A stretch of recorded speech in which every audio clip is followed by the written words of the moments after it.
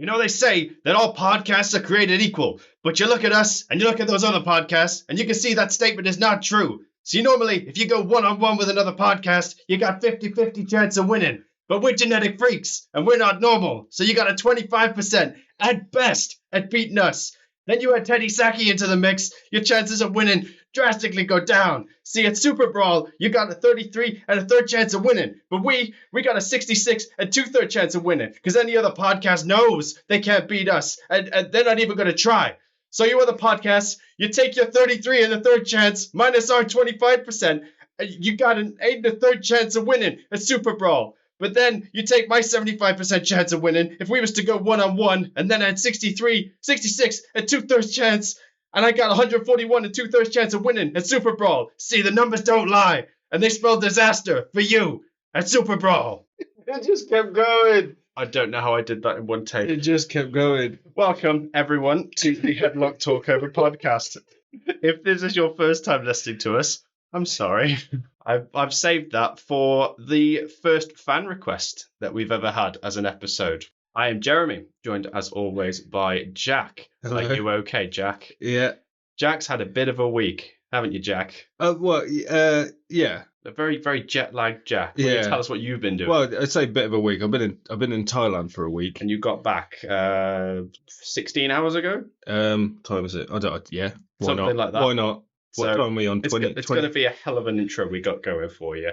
Yeah. Yeah, so this is the Headlock Talkover podcast, a podcast where we like wrestling and we talk about wrestling. Today we'll be talking over Superbrawl, but we'd like to go over a couple of other things to catch you up in the wrestling world, starting with our top 5 for the week. And our top 5 for the week will be the top 5 WrestleMania logos, something I've never seen anybody rank before. And with us being on the road to WrestleMania, I figure, why the hell not? Because next episode we'll be doing our predictions for WrestleMania. I've kind of done mine. Yeah. As you can imagine, Jack hasn't had a lot of time to do this. I planned to do it when you mentioned it on the plane on the way back because I had 13 hours on the plane. But I didn't load the page up beforehand, and I forgot that you can't get Wi-Fi when you're in the air. Yep. So I can either use the notes that I have that are and try and decipher them. I've just written numbers and words in some kind of order, or I can rank the films that I watched on the plane. Why don't we take the time and do both? So right. I'll do one, and then you can do one of each. Okay, yep. Yeah, that's fine. I'll start with my number 5. I don't know if yours are in any particular order. Mine are in order. The words aren't even in order. Yeah. So my number 5, the first WrestleMania. It had to be the first WrestleMania. Such a classic logo, and it started it all. What else is there to say about it? It's nice and simple. The gold, the silver, the purple. It's iconic. So much so that the design between the W and the M, where you've got the branching paths up from the top and the bottom of them, it stayed the test of time. They're still doing it now. Yeah, I put that. I think that's what 1 means. Yeah, I think so. Also, Lawrence of Arabia, I watched. Oh, you watched Lawrence of Arabia. I have not seen that yet. It is on my list. It was an ever-growing list of things to watch. It was very long. Let me sum it up for you. Go on. Peter O'Toole solves things in the desert by being very British, and Alec Guinness almost does blackface. Oh, God. That's Lawrence of Arabia. Fantastic. Okay. I will move on to my 4th one, since you also got the first one. My number 4 is WrestleMania 14. That would be the one which was headlined by Shawn Michaels and Stone Cold Steve Austin with Mike Tyson. I like the 3D element of it. I have got pictures if you want to just confirm with me. I like the 3D element of it. It's not particularly prestigious, but they've added something to it that I quite like. It's got that old school WWF logo as well before they put the scratches in, which gives it a little pop. It's got that little pop of yellow just in the center of the logo, which I quite like. You're not convinced? It looks like you've just loaded up a GameCube. That might be why I like it. Yeah.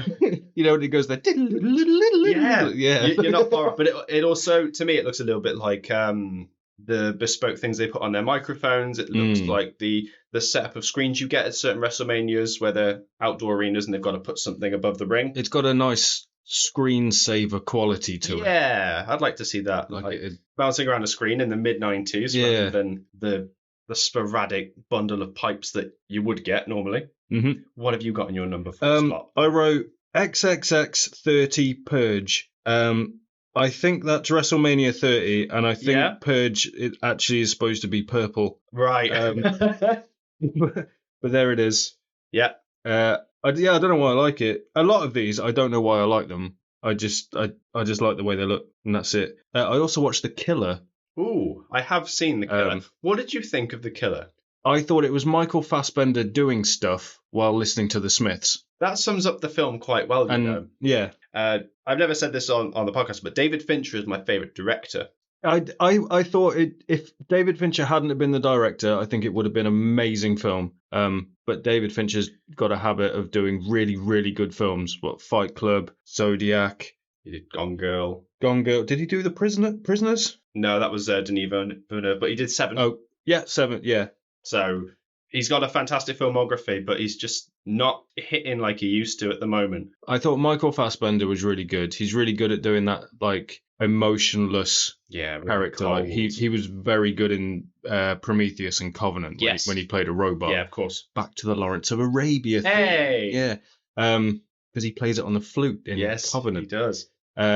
But yeah, no, I really liked it. It killed 2 hours on the plane. It was good. And Tilda Swinton was amazing in it. Like the little time that she was in there, I thought she was great. Yeah, I'd honestly forgotten she was in it, to be honest with you. Yeah. I spent most of my time just vibing to the Smith songs that Michael Fassbender was listening to, and that was about it. Yeah, and there was a bit of Portishead as well. Oh, yeah, which there's I like a enjoyed. little bit of that in there. I will also take this time to say that my number 3 happens to be WrestleMania 30. I like the purple and gold as a colour scheme together. I don't know why, and I don't know if you'll remember this if you've seen the film. It reminds me of Space Jam. There's a weird scene where Daffy Duck is kind of trying on basketball outfits for the game. He's like, I like the purple and gold. It brings out the colour. And it does, you know, because on the WrestleMania 30 logo, it's really, really nice. I also like that it's quite pointed.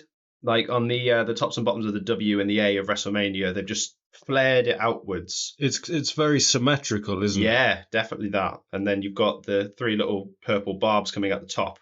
I think they had to do something visually impressive for that one because it was the first one on the network.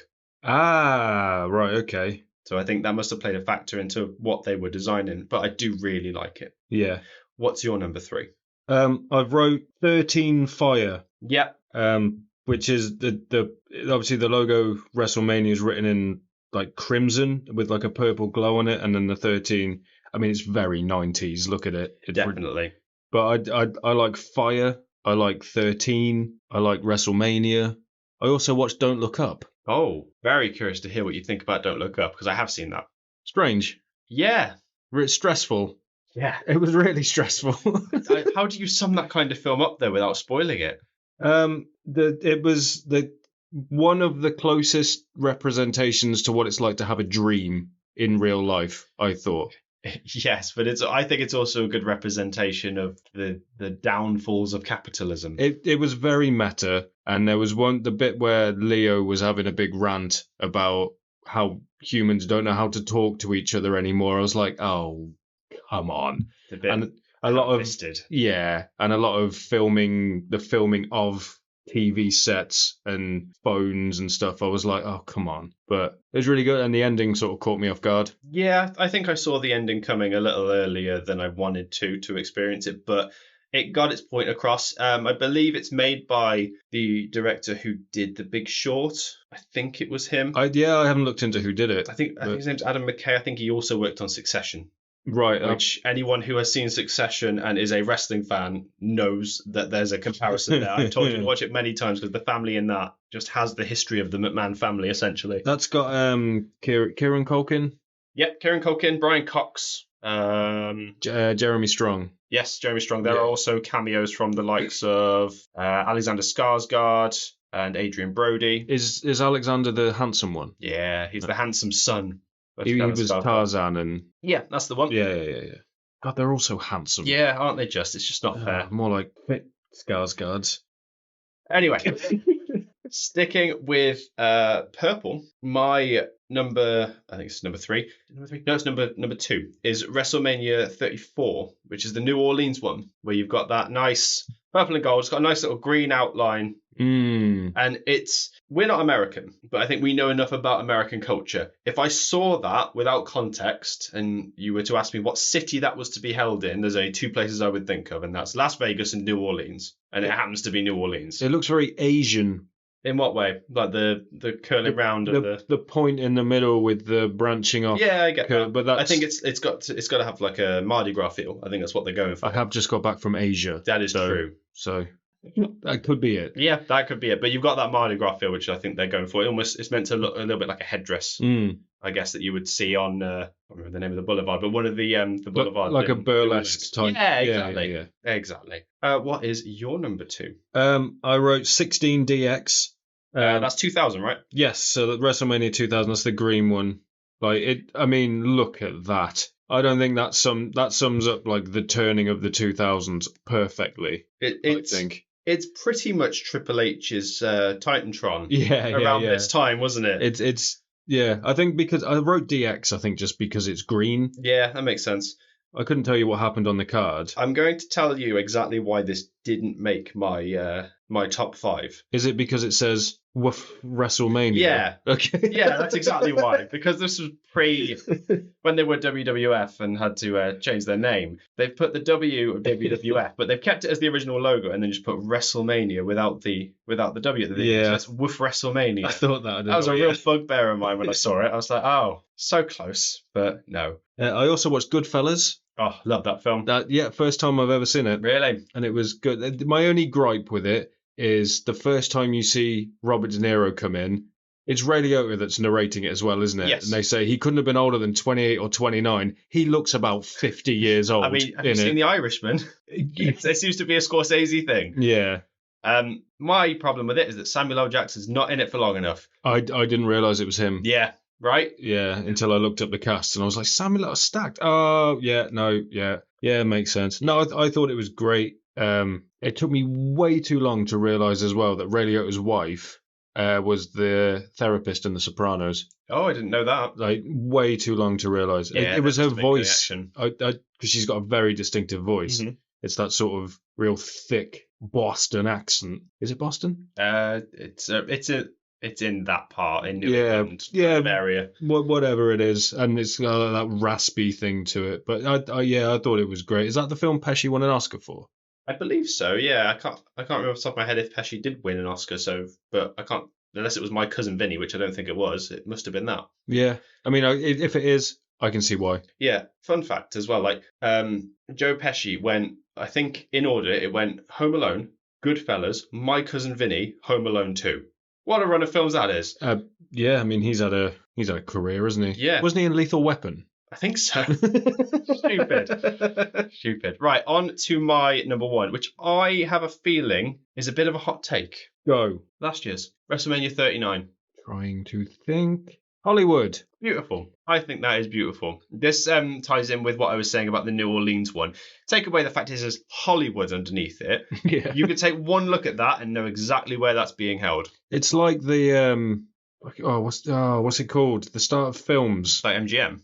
Yeah, where they have the lion. That's exactly what I was thinking. Yeah. If you put a circle here and have a big lion roaring. So it looks like the MGM ribbon, but also combined with that, you've got the little cutaways that you get in a reel of film. Mm-hmm. So there's no question where that's being held. It's done its job with that. It's simple with its white and gold. Like there's simplicity really works with stuff like this. They've even made the little WWE logo gold, and the only white part of it is the word WrestleMania, so it stands out. I think that's stunning. Does it say? Do those? What does? Oh, I thought it said something on the. No, I wish it did. That would have been a nice little touch. But then also you've got the little Hollywood wording underneath, which I think is in like the old style. I think it might have been RKO Pictures that did it. RKO. It might have been the RKO Pictures that did it originally. I think it's absolutely beautiful. Yeah, they absolutely nailed it last year. What's your number 1? 36 Pirate. Oh, 36 Pirate. It's that one. Yeah, I mean it's fucking pirate themed, man. Like, I mean, what needs to be said? 37 needs to be said. That's what needs to be said, because they're both pirate themed, but I don't know which I prefer. You've got the skull and they're not crossbones, but the skull and swords for 37, and it's a flag honor sword. I thought for that was the same. 36. I thought it was the same No. WrestleMania. No, because they had to bail on 36 because that was the COVID year. Yeah, 36 with the sword and the flag. Yeah, it looks great. Yeah, it certainly doesn't look bad. It just doesn't strike me the way that the others did.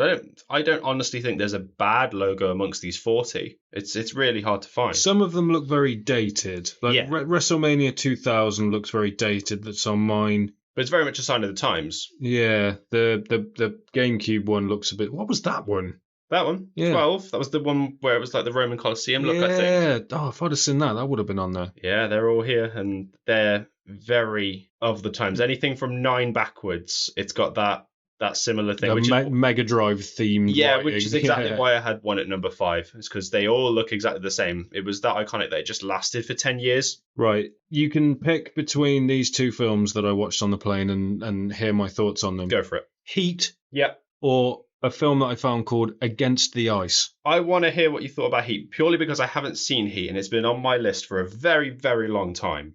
There's not many perfect films in this world. Heat is one of them. Wow, that's high praise. Yep. Who is it? It's Pacino and De Niro. De Niro. Yeah, what more can you say? It's Pacino and De Niro become best friends and they have one conversation Amazing. in the film. Yep. It's so good. I will get on to that. And it's got so many Pacino lines that have been memed to death, like Goodfellas. Yeah. has. It's got the, what have you got? And then the other one, that The one where he talks about a bottom. she got a great That's ass. the one. Yeah. Or Yeah. big ass, does he say? He says one of the two. Big ass or great ass. I wish I could tell you, but you've seen the film. Well- You're so tired, I don't expect you to remember it. It's 3 hours. I think exactly 3 hours, and it doesn't feel like 3 hours. I didn't check the time. I didn't check how long was left at any point. Perfect It's kind of great. film. Yeah, really good. Okay, so I think we should jump into the news. I think. I know some stuff. Okay. Again, I've gone on the big stuff that I think you already know. Yeah. I will start with AEW. They've signed a couple of people since we last recorded, Jack. yep, They've signed Kazuchika Okada, yep. and the crowd went mild, Mm-hmm. particularly since he decided to turn heel immediately and join the Young Bucks. So we're not quite sure what he's doing. I did see. Well, they're turning Omega face, so yeah, makes sense. Plus Ospreay as well. yeah. It ties up all of that. They could have a triple threat between the three of them. I I could see it happening. Yeah, they might. I think the money would be in Okada and Omega again. Yeah, they'll milk that You cow know, dry. Meltzer's going to be jizzing stars. Yep, absolutely. There's not enough stars in the world. Did you see there's a video going around of Meltzer grabbing a rope, No. like the bottom rope of a ring, and he's got this big grin on his face, and he's like, and I saw this caption underneath that just said, "Wrestling company grants Make-A-Wish review 7 stars." It was just brilliant. Oh, incredible. Yeah, I think they're tying up for that stuff. I can't remember who said it now, but I saw an article earlier today where someone was like adamant that Okada should just have a manager. Because I don't think his English is very good at the moment. He'll need some time to brush up on it, and there'd be someone to put with him. I can't remember who said it in the article, but it was a famous manager. Who's manager from the Elite? Don Callis? No, not anymore. No. There isn't anyone anymore. Who's I the don't guy think. that films everything? Brandon Cutler? Oh, yeah. Maybe Yeah. not. Yeah. Okay. Not him. I thought it was someone better than that. Let's see if I can find it quickly. I don't know who could manage him. It is difficult. I mean, Don Callis would be great. Don Callis could manage anyone. You Definitely. could stick an action Andretti with him tomorrow, and all of a sudden you'd want to see him Exactly. like in a title match. Exactly. Oh, it's my favourite wrestling personality in the world. It was Kevin Sullivan. He said that Okada should have a manager. As long as it's not you, Kevin, I'm fine with That's it. probably what he was gearing up for. Yeah. Like, no, you're not going to stand there looking bored the whole time. Well, Okada has admittedly good matches. And then the second person that they signed is one Mercedes Moné. Yeah. You're really not a fan of Mercedes Moné. I don't get it. Would you like to spend some time talking about it? No. Yeah, you do, though. No, I wouldn't. You've ranted to me on multiple occasions, and I kind of like playing devil's advocate with this stuff. She's very good in the ring. I don't think she's particularly good on the mic. I think she believes her own hype. And everything that I read or hear about her, she just comes across like a spoiled brat. Yeah, well, there was some news very recently that we saw where apparently she's got in hot water for saying that she's definitely going to end up back in WWE. Oh yeah, she buried AEW before she even got there. And Yeah. then I said to you a while ago when there was talk of her coming back to America because she did something in Japan. Yep. What did she have, like 4 matches? Feels that way. Or something ridiculous. That if she did sign with AEW, there would be reports very quickly about backstage heat. And not only that, I reckon there will be reports saying that she's got backstage heat with Britt Baker specifically. Yeah. And one of those has come true already. And Britt Baker's not been there. She's coming back soon by all accounts, so we'll see what happens. Those two are just going to clash heads, and it's going to be brawl out all over again. It'll give us something to talk about, so I don't mind. I saw some of the promo and I had to turn it off. I couldn't watch it. It was way too scripted. You very rarely hate a wrestler as well, so this is something to see. I don't hate her. That's the thing. I just don't get it. Yeah. I don't get why she's like due all this fanfare and pageantry wherever she goes. I just don't understand. I mean, she's good in the ring. That's it. We'll just move on with our lives. What do you say? Yeah. Another thing about the Sasha Banks thing, it's kind of related. Max Caster. Oh, yeah. You didn't know about this, did you? You had to tell me, but I know now. What a fucking idiot. Yeah. Was he hanging around with Sammy or he... I don't know how recent the picture was, but he apparently tweeted off a picture. Tweeted off? X'd off? X'd out? Tweeted out. Tweeted out? Is it X? I'm ignoring that altogether. Why have I forgot was... It's Twitter. Max Caster put a picture out after Mercedes' debut of him and Sammy Guevara saying, just had a great conversation with this guy. Obviously referencing the thing that happened a couple of years ago between Guevara and Mercedes. I believe he tagged her specifically in the tweet. And for those of you who don't know, Sammy got in a bit of hot water a few years ago for tweeting something about...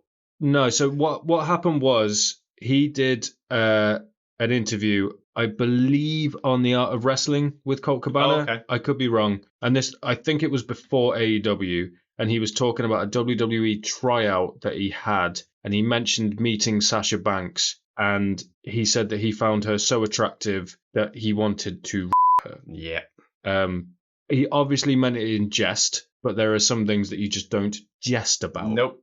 This all got unearthed and whatever. He got suspended. He did sensitivity training. Apparently, he had a conversation with Sasha Banks on the phone. She spoke to him saying, this is why you can't say that, blah, blah, blah. And then I think the end result was they both tweeted out saying, I've just had a great conversation with Sammy Guevara. I've just had a great conversation with Sasha Banks, whatever, blah, blah, blah. And that's what the tagline in Max Caster's tweet was referencing. Doesn't stop it being stupid that he had to do it. No, I mean, why? Well, I can tell you exactly why. It's because he's built his whole persona on edgy humor. That's what the raps have been about for years. I think he's just pushed past the line this one time, and he's faced the consequences of that, and rightly so. It seems to me like people are just trying to get themselves fired there. I mean, we can't rule it out because you don't know who's been approached by who at this point. Because AEW's bought a lot of independent wrestlers that wouldn't have been on WWE's radar, like into the spotlight at WWE. Yeah, they might have seen and gone, I like these guys. We could do something with them. So they might be trying to get out of contracts but there's ways to do it. I mean, just do what Andrade did and just punch everybody. Apparently that works. Yeah. Didn't he punch Sammy Guevara as well? Get rid of Sammy Guevara. Why is it? There seems to be a common theme going on over there. You were saying? I thought you didn't want to rant about this, Jack. Well, apparently I do. Speaking of people that WWE will not know what to do with, Darby Allin's a bit of a tit, isn't he? He's broken his foot. He's broken his foot. Let's rewind a little bit and go back to Revolution. So Darby Allin decided to do what is quite possibly the dumbest spot I've ever seen in my life. It was a hell of a spectacle, and I enjoyed watching it. Doesn't make it any less dumb. The man jumped from the top of a ladder that was inside the ring through a stack of chairs, which had a plate of glass on top of it. Glass went fucking everywhere. couple of people in the audience have tried to sue. Yeah, they signed waivers though, didn't they? I think it hasn't stopped some people. If you sit in the first few rows, I think there's a waiver saying if anything comes towards you, whatever, blah blah blah, we're not liable. But believe me, it has not stopped people. The man looked like a pincushion. I mean, I got at the end of the match. Couple of things wrong with that spot for me. Apparently, they had to have a plan B as well, just in case it went wrong and he couldn't continue the match. Mm-hmm. If you're having to have plan Bs for spots, what are you doing? You're not a stunt man. I know it's entertainment, but like someone's gonna die in the ring. In AEW, that could very well be the case, and Darby Allin's top of that list. It just has absolutely no regard for his own personal safety whatsoever. Nope. And the other thing that I had an issue with, I think I was listening to Dutch Mantel's podcast, and he said it's Sting's retirement match. Yeah. No one was talking about Sting at the end of that. Like, why? Just why? I think I can understand again, devil's advocate. I can always see the side of it in that I think Darby wanted it to be special, but the problem is it just made it about him. Yeah. And it didn't need to be. And they started off well in that match with having Sting's sons represent the eras of his career. I was a bit surprised that they put Sting over in the end. I thought he would have gone out on his back, but I think in hindsight, it's good to have someone who's never lost in your company. Give some legitimacy to the ranking system that they have. That's mad, isn't it? He was there for how long? And he did 4 years, never lost. Didn't put anybody over. Nope, not once. So afterwards, before to butt in there. Okay, carry on. I was listening to Cornette talk about it, and he said something that I thought was really interesting. And he thought of it like off the cuff, which makes you think that he's not been involved in wrestling for how long, and you can tell why he's got such a good wrestling mind. Oh yeah. He said Sting's entrance, when one of his sons came out, the crowd popped, and then the camera zoomed in on his face, and it became obvious that it wasn't Sting. And then the second guy came out as Pro Sting. It was NWO Sting, wasn't it? Yeah, it was, yeah.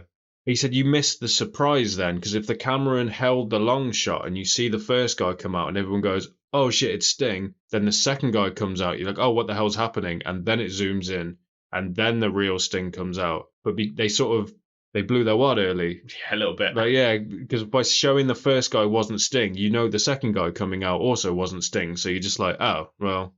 What's the point? Yeah, you missed the surprise. Yeah. Like, it's like putting the punchline at the start of the joke. It's just a massive shame, really. But what is also not a massive shame, in my eyes, is the fact that we know that Darby Allin was planning on climbing Mount Everest shortly after jumping through a plate of glass from 20 feet high. However, that has been put to a stop because I believe on the latest episode of Rampage, he has legitimately broken his foot.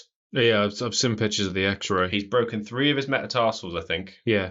So he's not going anywhere near Mount Everest. He's done that in a match with Jay White, and I don't know if we've spoken about the conspiracy theory I'd heard. People seem to think that Tony put Jay up to it. What, broke his foot? Well, to stop him from going to Everest and probably dying on Everest. When you said conspiracy theory then, I thought you meant Darby Allin was never going to climb Mount Everest. No. And, oh no, I've broken my foot now. No, Darby's that stupid. No, come on. I said Jay conspiracy White... theory. I don't believe it. I'm just saying people have said it. Yeah, well, yeah, all right. It's out there. Yeah. That's fine.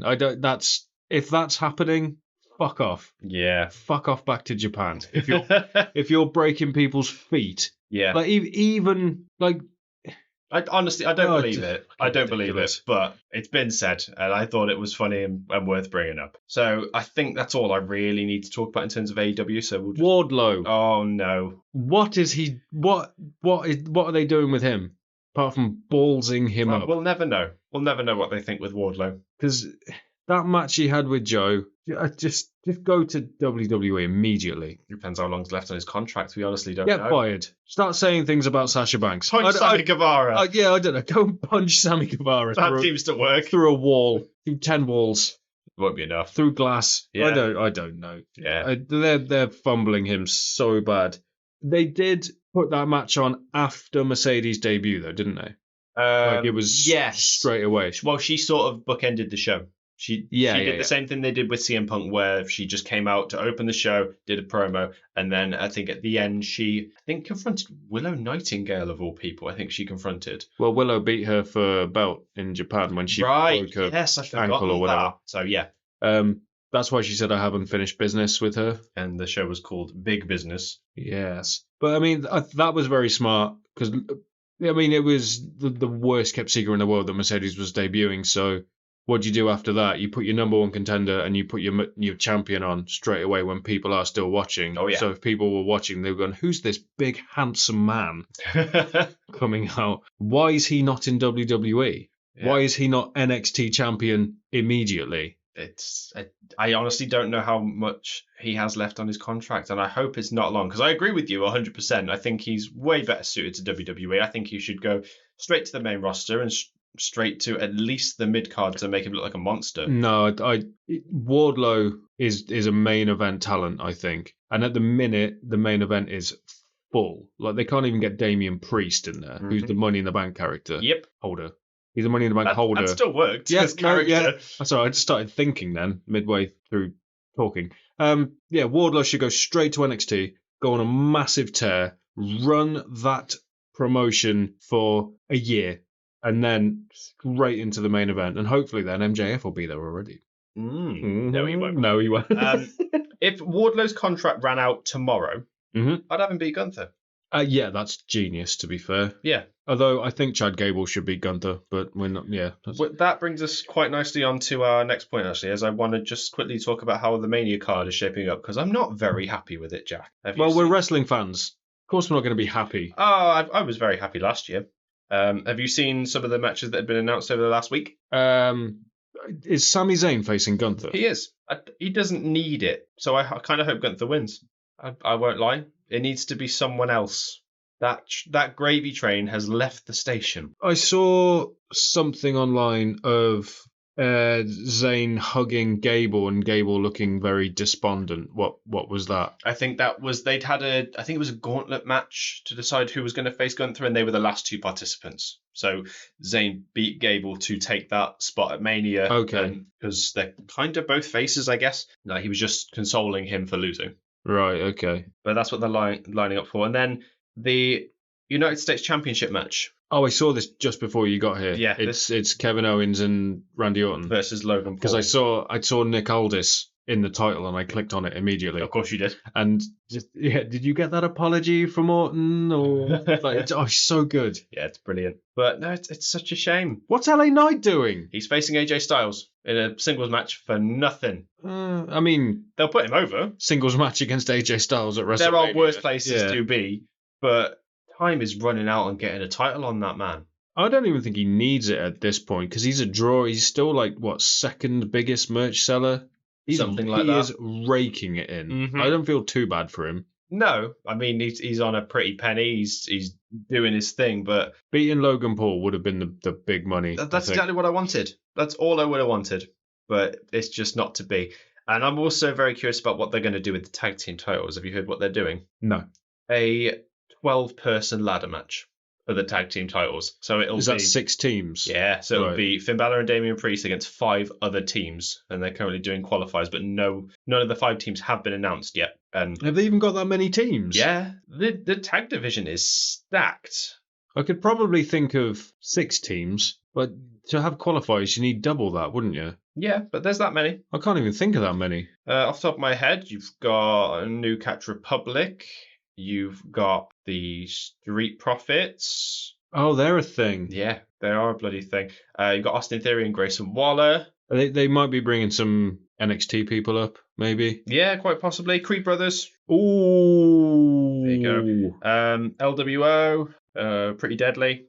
So is it the tag titles? Are they still into promotion? Yeah. Right. Okay. Cool. Oh, that's actually what I want to talk about. I want to fantasy book something with you quickly. I'd forgotten to put this in the notes. The Awesome Truth. I'd also forgotten to mention because they're important to my plans. I randomly saw this on TikTok, and I want it to happen so badly now. So you have the title match, the 6-pack ladder match. I think they've called it. Awesome Truth is one of the teams of the 6. Mm-hmm. R-Truth and somebody else goes up. Truth grabs only one set of belts. and that's how they split them again. Okay. Yeah. That could work. And it has to be R-Truth, because I think he needs the Mania moment for starters, because he's had a brilliant year. Yeah. And then to have that be the way to split the belts, I think works really well. And because it's R-Truth, it will get over. It won't seem stupid. Yeah. Because it's purposefully stupid, because it's R-Truth. Yeah. Like when New Day and whatever swapped belts. Yeah. Because they were the two teams that could get away with doing it. Exactly. Yeah. Exactly. Yeah. All right. Cool.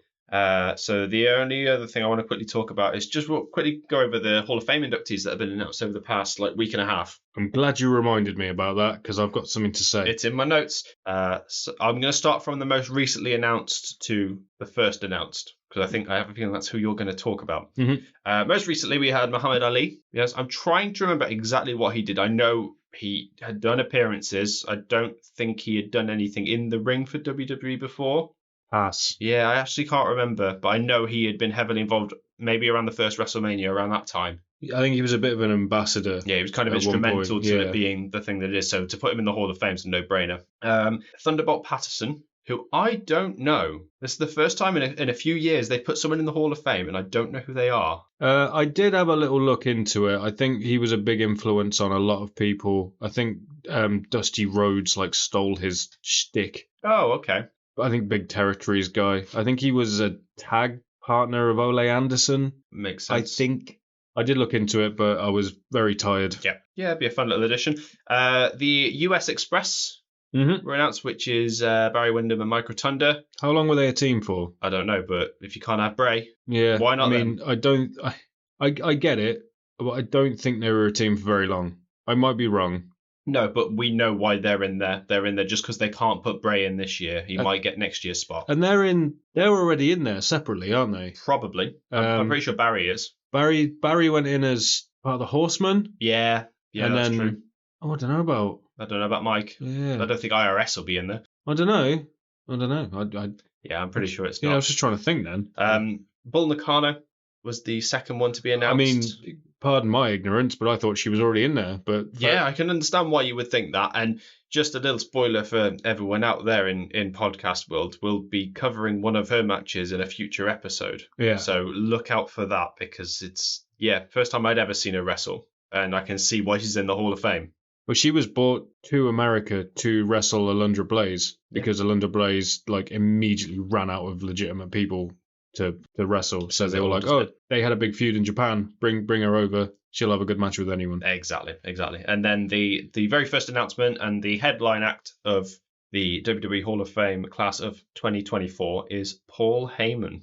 Perfect. Yeah, you called it. You called it perfectly. As soon as I found out WrestleMania was in Philadelphia, I said to you, Paul Heyman's going to be in the Hall of Fame. Yeah. He's going to headline it. If it wasn't going to be Bray, it had to be Heyman. Yeah. And you were 100% on the money.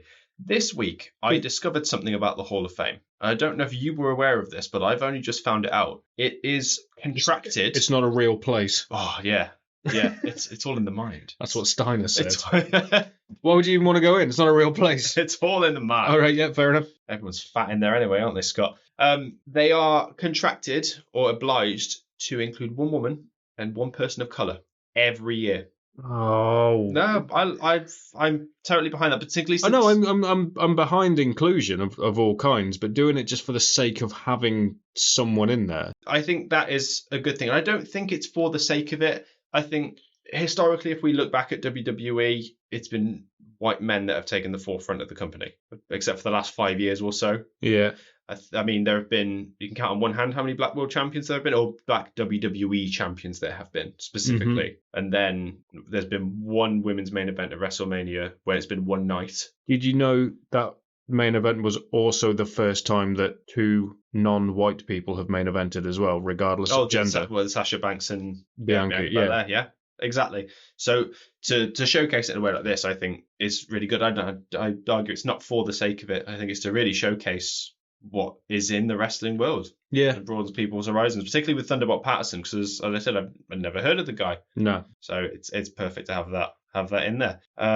Well, one thing I wanted to say about the Hall of Fame as well, go on, is I pitched this to you as well. I think this would be amazing because when I first thought about it, I didn't know whether it would be shit or whether it would be really good. Mm-hmm. So Heyman headlines. does his amazing speech, as Heyman is going to do. Of course. It's going to be great. Leaves the stage, bit of a pause. All of a sudden, the lights start shutting down, just pitch black. Yep. Bray flashes up on the screen, Hall of Fame 2024, and then leave it at that. I don't know why. I think that fits him perfectly. I think that's perfectly on brand for Bray, but there needs to be a speech about him. That's the thing. I don't know if inducting him like that, as unconventional as it is, because he was a very unconventional performer. Of course. But also, do you stick to tradition and have people gush about how good he was as well? Yeah. I don't know. I don't know why. There is no way in hell that the US Express aren't going to talk about him during their acceptance speech. So you'll get that at the very least. Mm-hmm. I think next year's his year. I think he'll headline 42 mainly because for them to do a moment like that in a stadium, if they put the ceremony on late enough and it's indoors, they'll just fill the place up. Yeah. With fireflies, and it'll be absolutely beautiful. They could have it both ways now, thinking about it. So for argument's sake, let's say his family induct him. So you've got Bo and Mike. Yep. They do the speech, blah blah blah blah. We all love Bray, and then do the light shut off thing, Titantron, fireflies. That might do it. Yeah, that might very well do it. I think we'll have to wait and see, because I can't rule that kind of thing out. It's a very good idea, but WWE isn't one to sway away from tradition, even for someone like Bray. So I can't see it happening, but it's a fantastic idea. Well, yeah, we'll see what happens. We sure will. Right, so I think that's everything for our intro. So we will jump straight in to us talking over Superbrawl. Thanks very much to Nick Opalewski. I hope I've pronounced that correctly, for recommending this to us. Yeah, I enjoyed it. Yeah, if anybody else wants to recommend any shows they want us to talk over in the future, please let us know. We're available on Instagram and Twitter. You can message us on there.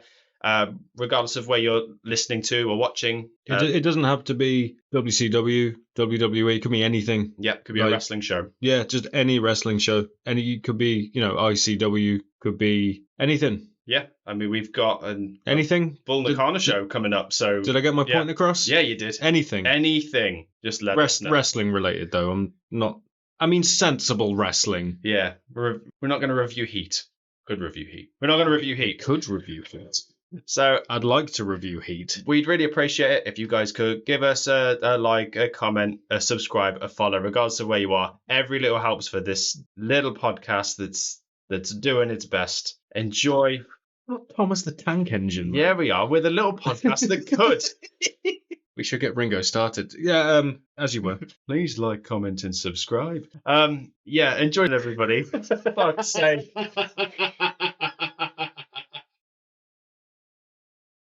Right, here we go. Superbrawl 8. I only watched this 4 days ago, and I've forgotten most of it. You forgot that they basically just do the crow thing at the start. Like, they're really leaning into that part of Sting's gimmick. Well, I know we were in the middle of Crow Sting, and this is the first pay-per-view I've seen where WCW and NWO were basically merged.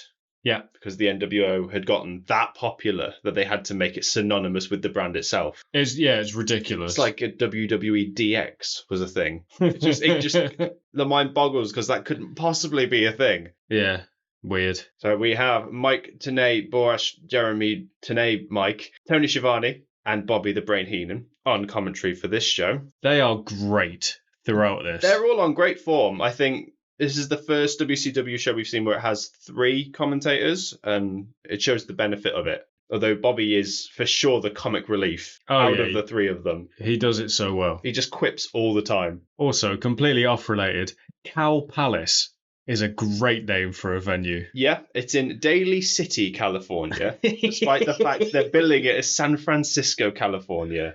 Cow Palace. There are quite a few people in there. I think it was 12,000 packed into that place. So not bad for a pay-per-view in 1997. Well, this is right in the middle of the wars, isn't it? Yeah, precisely.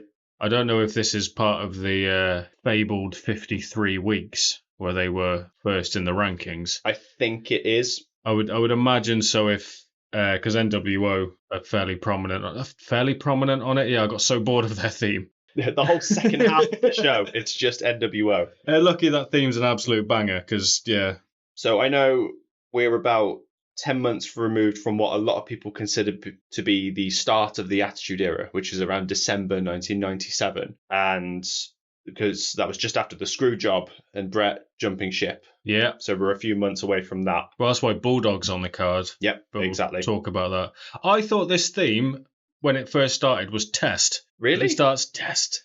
And I was like, what? I don't know how you could possibly mistake Booker T's theme for Test. These white guys dancing is great. Just the hand pumps Yeah. in the air. They might as well be wooing and whooping. But Booker T is incredibly over. Oh, yeah. How far removed is this from Harlem Heat? Pass. Not far removed, I don't think. But even here, 4 years before it happened, you can see why WWE were very keen to take him away from WCW. Yeah. When the buyout happened. Well, he was one of the few that didn't have let his contract be bought out and just came over. Like, he didn't sit out his contract and get paid for doing nothing. He went, you know what? Yeah, I'm going to come over and I'm going to wrestle. And he came over with the belt, didn't he? Yeah, he did. Yeah, he was champion at the time. And it worked out well for him because he's still employed to this day. Exactly. For better or for worse. Shucky ducky. We live in a world where he's on commentary. Yeah, but he's one of the most entertaining parts about whatever commentary team he's on. For better or worse. Yeah, I was going to say, define entertaining. I mean, Steiner Math is entertaining. It doesn't mean it's good. Yeah,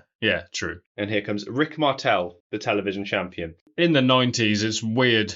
It's weird seeing this. I know very, very little about Rick Martel, so you may need to fill me in a little bit on his history. You're not the only one. Yeah. He had a long time off and then came back and had like a sort of career resurgence in WCW. In fact, this is his penultimate match in WCW. Wow. I mean, you couldn't know by looking at the match, but he ruptures and tears ligament in his knee during this match. I did read that, and I only read it after the match, and couldn't tell at all. He was supposed to win, and he was supposed to go on to fight Saturn. So they changed it in the match, and then everything that happens in the Saturn match after was called completely on the fly. Wow, so I have to assume Martel was supposed to go over in both matches then?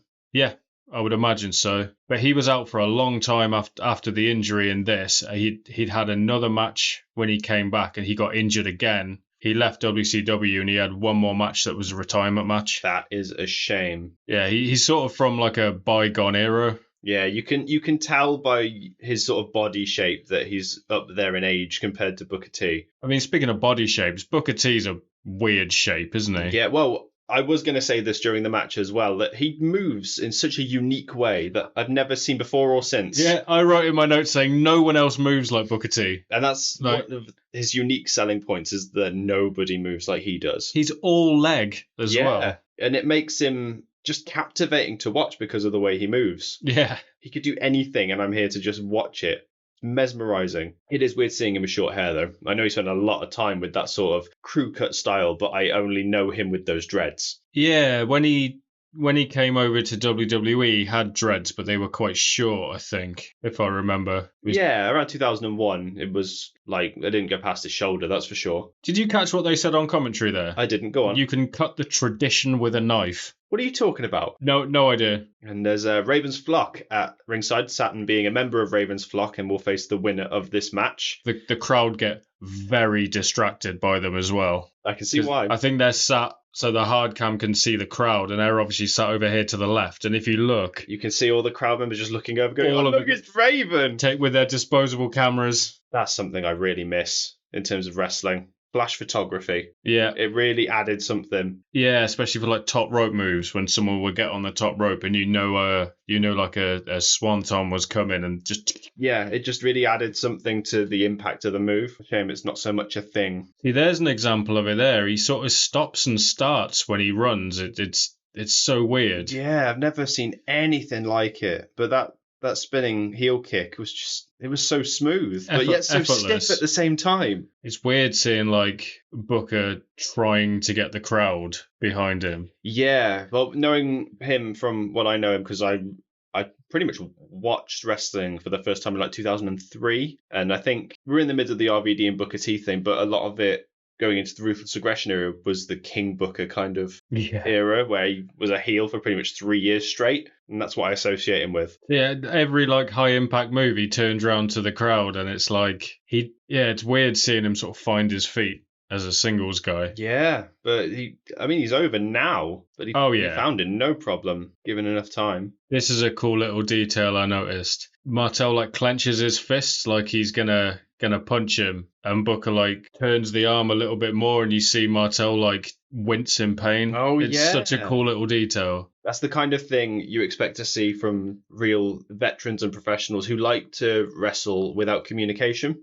Yeah. There's a lot of wrestlers who work that way and won't call spots on the fly. They'll either be meticulously planned out beforehand, or they will call it on the fly, but without saying a word. I know Regal's a big fan of that second approach, and that's the hip toss. Oh, is it that? So that's where he tears the ligament in his knee. Because that hip toss, he lands awkwardly on his shoulder. It doesn't look like he hurts his knee. Yeah. So everything from now, you can tell the camera cuts off him because they obviously know something's wrong. But he still manages to throw Booker over the top rope with that bad leg. Yeah, he comes off the top rope at the end as well. It's madness. Now that you mention it, I can see him limping. Yeah. So you can see that he's struggling. I did notice, though, that because he threw him over the top rope, that should have been a disqualification. Because we discussed this... we have discussed this in another episode, I believe, where we were very confused. It was the Great American Bash Freebirds match. Yeah. Where we weren't sure quite why Michael Hayes got disqualified and we were unsure of the rules. Apparently, around this time, it was illegal to launch someone over the top rope. Well, funnily enough, they do mention it on commentary in the DDP Benoit match. Yes. Because DDP is the coolest escape from a headlock I've ever seen. He just fucking picks him up and dumps him over the rope, and they mention it on commentary. I think Brain mentions it, which I think they sort of play off as, it's a title match. They got to be a little more lenient, which I guess would make sense for this here. Yeah. Seeing as it's for the TV title. Yeah, fair play to Martel. No way would I want to do anything like this with torn ligaments. Yeah, it's ridiculous, isn't it? They mention it on commentary, I think, during the Saturn match. Right. I think Tenay updates everyone and just says Martel's had to go to... Is it weird there? Sorry to interrupt myself. A spinneroonie that's not a spinneroonie but still is. Yeah, like the crowd just don't react. But he didn't have the space to do it either. Martel was like an inch away from him. That's weird, isn't it? But you got to play to your strengths, and that's definitely one of Booker's strengths. I think Heenan as well knows there's something wrong with Martel at this point because he picks up on it and he says, he's almost glassy-eyed. He might be out on his feet. Yeah, he would know better than anyone, I think. I can't remember what knee it is either. I hope it's not the one he's currently putting into Booker's back for that rest hold. Well, he was stomping with his right foot earlier. So I don't know, I was trying to think because he gets hip tossed this way, wouldn't it? And his leg hits it. So I think it was his right, I'm guessing he's putting all of his weight on that left knee during that rest hold then. Yeah, he must do. It makes you wonder, though, if wrestling on it for as long as he did sort of exacerbated it. Oh, it must have done. Coming off the top rope at the end, because he lands like hard on both feet. Like, he must have done something. And this... going for like a Boston Crab. Yeah, and he hits it. Jesus. I mean, that's not the snuggest it probably could be. No, he's not really leaning back.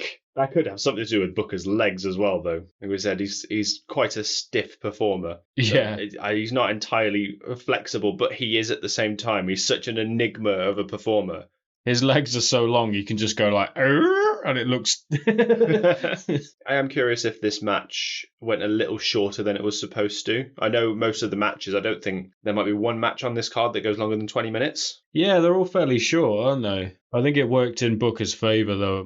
Like, imagine you're watching this from like a promoter's standpoint, and then you know that everything's being called on the fly, and then the next match gets called on the fly as well. Only does Booker like favours for the office go, this is the guy we want. Shows that he can handle himself in a crisis, and who doesn't want that out of their performers? Yeah, exactly. One thing I did notice is they do a lot of the same moves. They like copy each other's moves.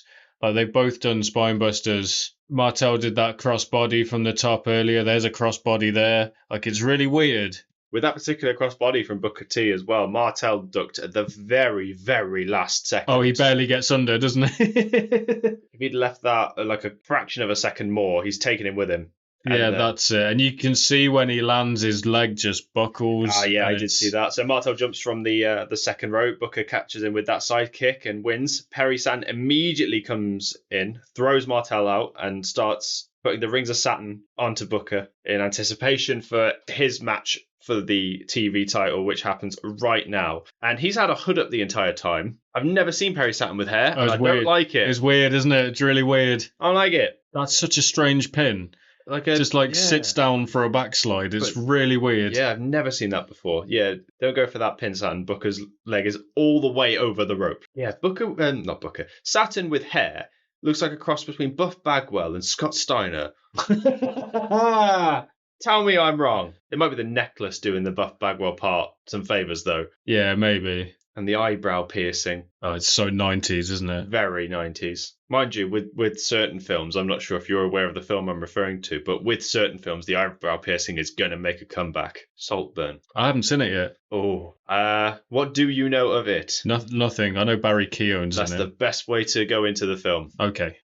Spikes himself running into the turnbuckle. He It's does. so weird. Saturn does spike himself going into the turnbuckle. I wonder what Saturn was thinking when he's out there then, because I don't know how he would have had it communicated to him, like, Booker's going over now, you need to start thinking what you're going to do, because he just gets in and just starts attacking him. I mean, there's a chance someone might have gone to one of the members of the flock and said something. Luckily, with that many people at ringside, it's easy to communicate something like that than if he was just sat there on his own, I guess. Yeah, not a bad shout. I've never noticed that scar on Booker's back either. He must have had shoulder surgery that I wasn't aware of. I'll point it out when it's back on screen. When it's back on screen. Way. Yes. Yeah, that. See, Saturn gets his leg caught on a wire there. I don't know if you saw it. No, but I that didn't see happens that. a few times during this. It happens to Hogan as well. He trips on it. I did see the one that Hogan did. The problem with cameras that aren't wireless, I guess. Yeah, I didn't even think of that. I don't know if they use them now, to be honest. They might still be wired, they're just tied down better cable management. Yeah, maybe. Maybe that's what Titus O'Neil tripped over. I think he just tripped over his own feet, didn't he? I mean, he's It all was leg just- as well, so Yeah. it's certainly possible. I'm pretty sure when Saturn was throwing Booker into the guardrails as well, there's like an ECW chant. Really? It's really faint. Yeah, that's a bit weird. But you got Saturn was in ECW. Obviously, Raven sat on the outside. Of course. So I don't know if people are just trying to get Raven's attention, trying to get him to break character, maybe. Can we take a second to talk about Booker's tights? If you want. They're sort of white, long-length tights with, I guess those are supposed to be flames. Long length tights, did you just say? Long length, yeah, that's what I said. As opposed to what? Don't censor me. No, I mean, like, as opposed to trunks. Yeah. Or, like, the ones that look like underwear. I look like the camera just fully catches them having a conversation with themselves in the corner. Call that spot. Yeah, they're proper late 90s, aren't they?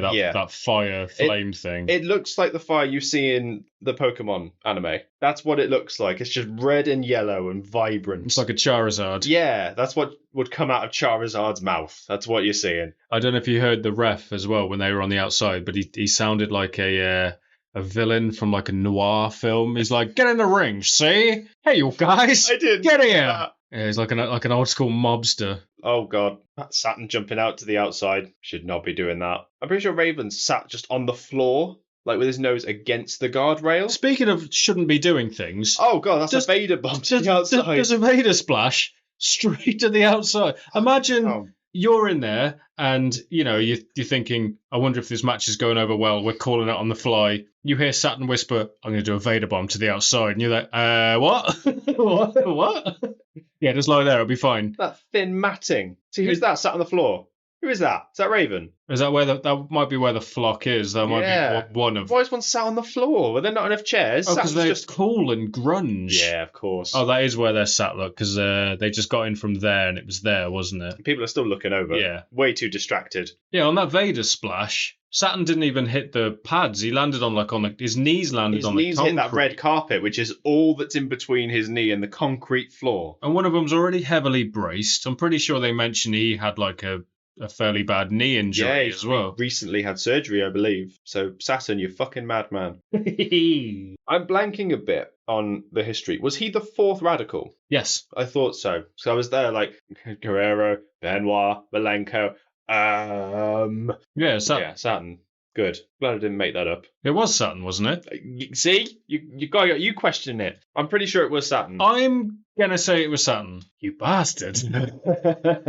If there's one thing me and you are good at, Jack, it's making ourselves look stupid about wrestling knowledge on the internet. Yeah. Heenan does say something pretty funny on commentary around that as well. Go on. I think Shivani goes, "Good call, Brain." And he goes, "What, do you think this is a gimmick?" Oh, yeah, they don't call you the Brain for nothing, do they? It's so good. This is great banter. It really is. That was my joke. I was supposed to say that later, but I got carried away. That's not one of my jokes, by the way. We'll leave the jokes. I can't. Save it till later. I wrote 2 of the best jokes I've ever written, ever, and I can't remember what they were. I should have highlighted them in my notes, but yeah, I snickered to myself for a long time.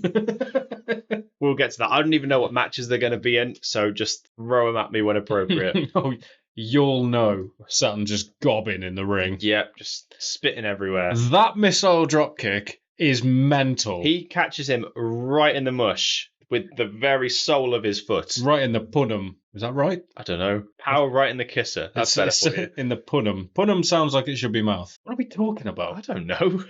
You said it, not me. Yeah. So why don't you tell me? What does punum mean? It's hard to tell whether Book is actually like selling being tired. Or if he's just gassed. Or if he's actually tired because he didn't prepare for 2 matches. Nice little Northern Light suplex there from Saturn. Saturn suplexes are so good. That's what he was known for. He had the what's the name of that suplex? The one that the Tazplex essentially. You used to do that as well, didn't he? He had one called see if I can remember this, the moss-covered 3-handled family credenza. You want to try and describe that to me? It was like the perfect plex, but instead of going backwards, he'd spin into like a neck breaker. Oh, okay. So it's like a fisherman neck breaker. It's also a Dr. Seuss book, I think. That can't be fun. Don't envy anyone who's ever taken that move. That move there. Was that the one you were talking about, that sort of exploder suplex? Yeah, but he does. I think he used to do the Taz thing as well, where he'd lift a leg. Oh, like a sort of capture. Yeah. Yeah. Oh, yeah, I can see it in my head. But obviously, you need the right person to take that move because they've virtually got to be able to do the splits. Yeah. Stop calling spots so loudly, Saturn. We can hear you. I know you're doing this on the fly, but Jesus. I had no idea how athletic Saturn was, though. Man just did a lion salt, essentially. We'll have to watch some Eliminator stuff in ECW. Yeah, because obviously it's a different time I'm not familiar with. I pretty much just know Moppy, and that's it. You're welcome. That stupid mop. Well, it's supposed to be a punishment. Yeah. And then it got over. They hate it when that happens. I think... We've spoke about it on another episode, I think. But whenever I think of that Moppy gimmick, I think of when Raven gets Moppy and shoves it into a wood chipper. Yes, you mentioned it. And he's like pretending to be the mop going, "Oh no, this hurts so much." And it gets like stuck in the wood chipper and he turns to the camera and just shrugs like he doesn't know what to do.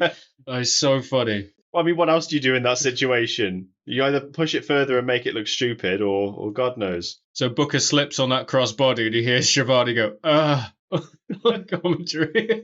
And then Brain sells it by saying it's fatigue. That's good quick thinking by Brain. You got to give him that. It's not just a gimmick. So Saturn's got Booker in like a... Sorry, are we going to argue all night? Not if you leave. Great banter, right? It really is. Yeah, so Saturn's got Booker in like a sleeper hold. First of all, he's not even putting any pressure on because you can see air between his arm and Booker's chin. And his arms are so big, he couldn't possibly get them under his chin. And Booker was just fully tapping out on the floor. Yeah, I think it was just 1 or 2. So they kind of got away with that one, but don't do that. Well, that's how they end the Mongo Bulldog match, isn't it? Because he's in that submission, and I think Mongo bangs the mat, and the ref stops it, and that's why he's angry after the match. Yeah, it's classed as referee stoppage, so it's kind of cagey at best. Yeah, I don't know why, but I would love to hear Dusty on commentary in this. Oh yeah, I mean, just hearing Dusty speak is always a treasure. He says something amazing in this. He says it to the camera. I don't know if you caught it or not. I'll point it out when he did it. I definitely, I can't remember what it was, but yeah, I definitely got that energy from when he was talking. I had to pause because I was laughing so much. He doesn't even say anything funny. It's just the fact that it's Dusty, baby. Yeah, it's also weird. Now that Booker's done that scissor kick, it was weird to think that wasn't actually his finisher in WCW. It was a signature move. Because his time in WWE, that was his finisher. I think it would be his finisher in WCW, you know. But like any WCW match I've seen with Booker and Booker wins, he's won with that sidekick. Yeah, or this. Harlem Hangover. That just goes to show his movement and how weird it was. Like, it wasn't like a Swanton Bomb. He pretty much was just moving in a circle. It's supposed to be a forward. leg drop. Yeah, it's weird, though, the way he moves. There's that sidekick. Although Booker is genuinely tired, you can see, because he goes to land on his feet during a back suplex, and he just lands on his knees. Yeah. He's absolutely knackered, and I don't blame him. But yeah, Booker wins and retains the TV title in the space of, half an hour? It was great. Yeah, really fun. You can see why he went on to do such great things with his career and why he's still employed in the wrestling business today. Yeah. They sell it like it's the first time ever that someone's wrestled 2 matches back to back. Happened all the time, didn't it?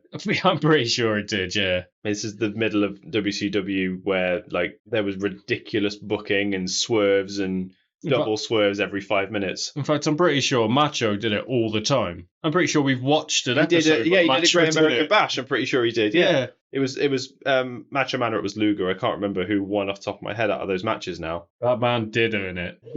We're going to go backstage and find out what's up with the internet. So good. Also, Jericho sat there, no top on, being interviewed, is so fucking funny. Jericho, in this time in particular, I know he was at the top of his game in terms of his comedy. Oh, yeah. I don't know where we are in terms of the 1,001 holds and all that good stuff, but yeah, it's when he's doing some of his best comedy work. That was when he was feuding with Malenko, because Malenko was the man of 1,000 holds. Right. So that's where the armbar came from. There's La Parka. Also, Shivani just doesn't know what the internet is, does he? He says you'll have to log on to the internet to find out. I mean, with dial-up, it's not too far from the truth. That's all they had in 97. True. I love La Parka. He's one of those wrestlers I know by name, and that's it. I used to play WCW versus NWO on the N64 a lot. And just La Parka, just because his look is so striking. And he always came out with that guitar. The chair that he'd play as the guitar. Yeah. Also, they refer to him as the chairman of WCW. Yeah, they did say that. They brought that back in AEW, though, didn't they? Yeah, because Sean Spears can't have a gimmick. No. Well, the 10 thing, I mean, obviously you got Mr. Perfect, but being a perfect 10 hadn't been done before, had it? Don't think so. Speaking of gimmicks. Disco Inferno. Another one I know by name and not by reputation. I don't know if he did it his whole career, but I know around this time he was just stealing people's moves. Right. So, do you remember what move he wins with in this? No, I don't. Chartbuster. It's a stunner. Oh, yeah, it was a stunner. I didn't catch the name of it, but it was a stunner. I can't remember if it's before or after this. He starts doing the Village People elbow. Oh, no. That is ridiculous. And how can you tell that you're in the middle of the 90s at a wrestling show? There's South Park signs all over the place. That's how you know. 2 coolest things in the mid to late 90s were wrestling and South Park. Also, La Parka throws the chair and Disco, it sort of grazes him a bit and he doesn't know whether to sell it or not. He's like, ah. I mean, if it was me, I'd have sold that. It looked like it hit him to me. That kick looked fucking miserable. He just punts him in the side. And then he just starts mocking Disco Inferno by fake dancing and just, fuck it. Waves it away with his hands. He was pretty big for a luchador. Yeah, I was thinking the same thing actually just now, that he looks like he's 220, 230, I would say. He's tall as well. Yeah. I think he was one of the few that didn't get unmasked from memory. Unmasked? Unmasked. You got it. I got it. God, I hope I can get that word for the next match. That's okay. You're not the only one who goofs in this match. Do you not catch what Heenan says in a bit? No. I'll point it out when it happens. Oh, no, because he names a move wrong. Oh, it's the Salto Moon, isn't it? Yeah. I did catch that. It's like Salto Moon? I'd like to think he's doing it deliberately. I like to think he's not. See, this is like how revolutionary the luchas were, because they're really selling their moves and they're really going, that was called a plancha. This is called a tope. And they're really pushing those guys as really exciting. And they're using the Mexican names as well. Yeah. Which isn't always the case. Of course, they stole them all from ECW. Yeah, but calling something a tope suicida versus a suicide dive. I don't think people must have been doing suicide dives at this time. I'm pretty sure the words tope suicida are said in this pay-per-view somewhere. Because I know Benoit used to do suicide dives quite a lot. I don't know. I can't picture him doing them in ECW, though, and I can't picture him doing them in WCW. But I know he used to do it in WWE a lot. Yeah, that man did all sorts of crazy things in WWE though, like in terms of moves that he shouldn't be doing. I remember one. I can't remember who it was against, but I can picture it in my head. It's a suicide dive, and someone hits him with a chair as he's coming out of the ring. It's Chris it's not, Is it Booker? It's Kurt Angle. It's at WrestleMania 17, I believe, that happens, or Royal Rumble 2001. It's one of those two pay-per-views. And it just stops him mid-air, and he just like pancakes on the floor, and it's like, oh it's man. 100% one of those two pay-per-views. I just can't remember when they faced each other. Tough watch. I don't know why he's selling his nuts after that splash. I think the only reason I could think of is that like you can't really do that with anything else with your hands. Like if you just put them on your chest, it just looks strange. It's not that his tights are too tight and he's bunched up a bit. I mean, it could be that. Landed bulged first. What is that on top of his hood? I don't know if it's supposed to be, because they're all over the hood, whether it's supposed to be like it's cut open or they're flowers. I don't know. All I know is that you just got these red patches all over La Parka's hood. Because he's got the red in the eyes of the skulls on his shoulders. It's such a good look. Like, if you'd never seen luchadors before, watching someone like La Parka come out, you'd just be like, what is happening? Yeah, you're not far off. Although it's very reminiscent of your Teddy Saki mask that you've got behind you, in terms of it looks like a little bit of tape put over the black part of the mask. Not too far off. Just to explain that, I have a teddy version of Kendo Nagasaki that sits next to me. So it's a teddy bear that wears a Kendo Nagasaki mask, is what Jez is referring to there. It's called Teddy Saki. He's labelled and everything now. I just went to show you what it was. There's no camera in here. Not yet, Jack. Not yet. When we release this, we'll have to put a picture of him. Yeah, I can put a link to it in the show notes. I bought that off Kendo Nagasaki. Really? Yeah, he runs a charity, and the proceeds went to that, and I quite liked it, so I bought it. That's really cool. I really got so excited, like, La Parka's going to get the pit. Oh, no, he didn't win it. No. Oh, okay. The one weird thing is that it's kind of hard to spot a face-heel dynamic between the two of them. I mean, the moves are the only giveaway, but La Parka with his move set as well, like, he's doing a lot of rest holds and some heel tactics like gouging eyes and stuff, but he's the diver of the two as well. And I'd always associate high-flying move sets with faces. Yeah, I think all the luchadors were faces. Obviously, this is around the time where Bischoff and WCW were forcing the luchadors to unmask. Yeah. Because they didn't think, they thought that you can't connect with someone if you can't see their face. So they were just taking all of their masks off. Well, we'll get to that later. Oh, yeah. Just about gets this head scissors. Oh, my God.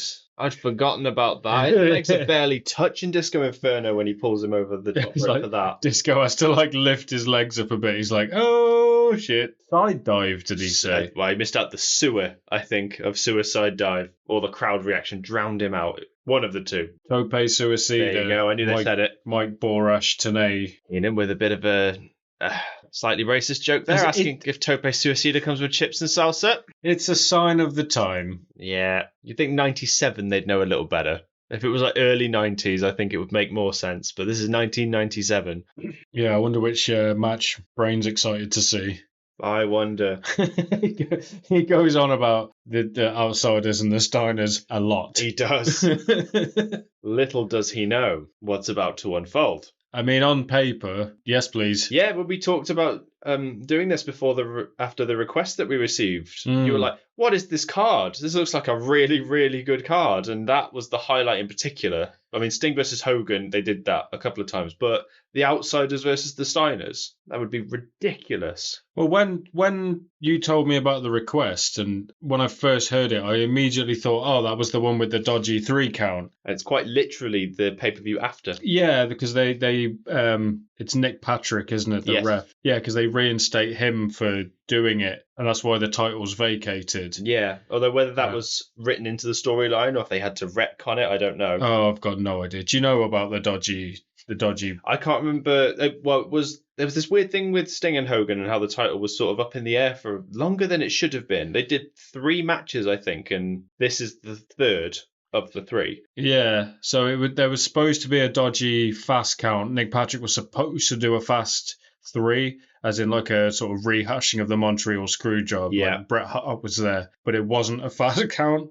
Right. He just counted normally, and they all sold it like it was a 3 count. Yeah, so this is the point where they say they're gonna announce later in this show the result of the inquest into whether Nick Patrick was doing wrong or not. Yeah. But I believe they also, in between the two, they had a match on Nitro that ended in a no contest. That doesn't surprise me. So 3 times they tried to give either Sting or Hogan the title, and they decided to drag it out with no one actually having the title. So I think the title was vacant for the better part of a month. Why is the ref not moving that chair? Good question. That's an excellent question. Not that it matters now, because LaParca's gone face first into it. Yeah, so the Parker can fall into it. Okay, yeah, makes sense. Yeah, but still, and now he moves it. And there's the Chartmaster? Chartbuster. Chartbuster. Because he's busting the charts.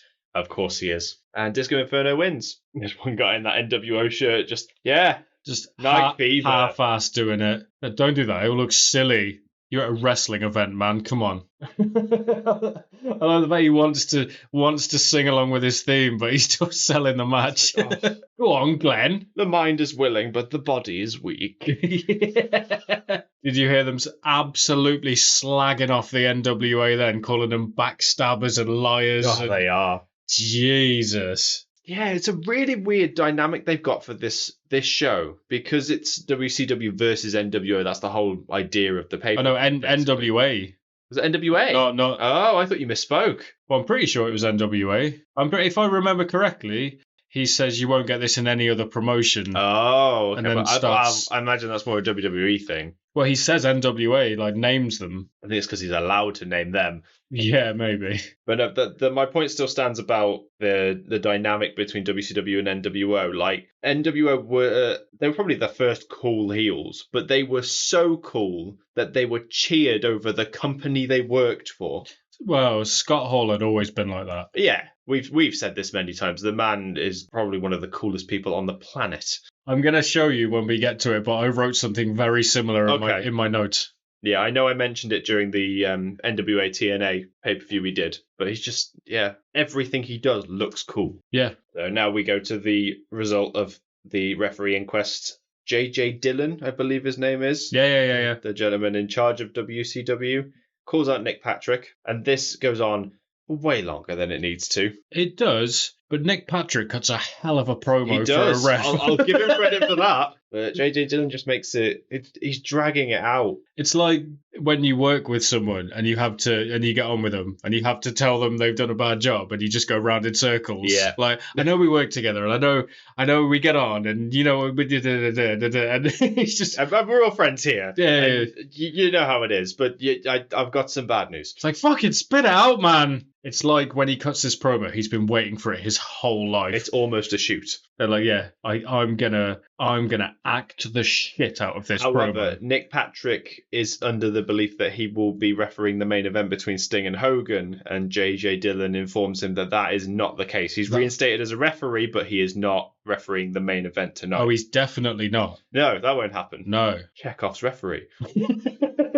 The referee. Yeah, why not? The Czech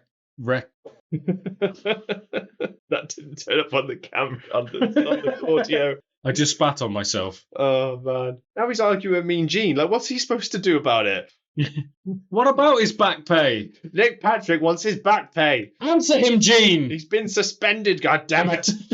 I like the way Nick Patrick goes through the curtain at the back and then it's just another ref going. It's like, it's my turn to come out, is it? Here he is, Brad Armstrong. Oh, is that who Bad Street was? Yeah.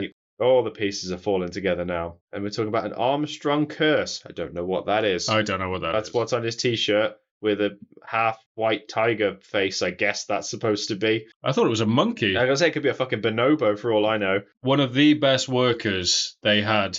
It just couldn't get over. They mention it a lot, how well respected he is.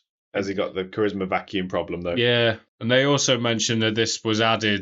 It's like a special added match. Yeah. There was a match that was supposed to happen on this card. Larry Zbyszko. That was it. Versus Louis Spicolli. Yep. but Louis Spicolli died a week before. a week before. I did hear that. So they just throw a Goldberg match on there. Why not? So yeah, why not? 27, Louis Spicolli was. Wow. A drug overdose. I did read about the incident, but I can't remember what it was. Yeah, they think it was accidental. He was taking somas, which are like a muscle relaxant, but he drank a load of wine as well, and they reckon it sort of magnified the effects. It's one of those stupid mistake kind of things. He just went to sleep and never woke up. Oh, shame. But Louis Spicolli was in ECW, and I don't know if you've ever noticed, Tommy Dreamer calls his Death Valley driver the Spicolli driver. No, I didn't know that. After Louis Spicolli. Makes sense. So I believe we're kind of early in Goldberg's career. We might even be in the undefeated streak still. I think he's 30-0. It's around there at this point. The only thing I actually noted about this match is that Goldberg does the same thing he did when he tried to wrestle Regal, in that he tries to do certain wrestling holds and they just end up looking stupid because he's just improvising the move. He does that weird roll through thing, and it just he's like he falls to the floor and Armstrong has to go, okay, I need to sell this somehow. I'll go with you you then. move. Yeah, like that. There it is. He's trying to go into an armbar, but he's got his leg, and Armstrong's like, no, fuck this. I'm just going to grab the ropes. It's what he's doing. It is a legit knee bar. But he rolls through as if it's a Fujiwara armbar. He does it too quickly. I did a couple of jiu-jitsu lessons. Yes. I learnt that move. But I'm right in thinking that is the roll through that you would do for a Fujiwara armbar. It is. You can do it for a leg. Do it for a leg as well. So say the way I got told it is if someone's choking you from behind, if you reach down, grab their leg from in between your legs, and you do a forward roll, they go with you, but then you've got their leg in that sort of knee bar position. Yeah. Does that make sense? Perfect sense. Yeah, it does work. I did it in a pub once. Oh, I believe you. Not seriously. I didn't have someone choking me. Someone wanted me to show them, so I did. In a Weatherspoons. Very on brand. This move. What is this? Yeah, that's very unique. It's like a pump handle slam, but he brings it into like a front-facing suplex by the end. It's a pump handle. Flex? Yeah. Yeah, I guess. It's just a pump handle. I mean... There you go. That's a Goldberg match for sure. One spear. One jackhammer. 1 3 count. Like I wrote there. Goldberg match, innit? Yeah, pretty much. He was so over, though. Oh, yeah. So over. Why, good luck. Very explosive in his movements. Like, looking back on it, it was absolutely mad that NWO completely took over WCW, and it was all about who's jumping ship, who's going to WWE, who's coming to WCW. And in the meantime, like, parallel to that, Goldberg was just getting so over. Yeah. And it's when they merged the two that it became a bit messy. We talk a lot about how Tony Khan likes to copy things. Wardlow fits perfectly into that mold. Yeah. They didn't do it. They went to and then bottled it halfway through. The trouble is, it's been done before. Yeah. Not surprised. And, like, they tried it with Ryback. Yeah. And it went completely sideways. They even copied his chant. They even do it with Wardlow. Yeah, they do. Like, go by one name, do the same chant. I think that they might be fairly cognizant over the fact that it worked with Goldberg, it didn't work with Ryback, we're not going to do it with Wardlow. I think an undefeated streak can only do so much for a wrestler because it has to end. I agree. But doing it to get someone over, I understand. Getting to like sort of 20 maybe and then losing a high profile match and then going back on a winning streak, I think does more than staying on a winning streak. Yeah, I think you're right, but I think they dropped the thing with Wardlow way quicker than they should have.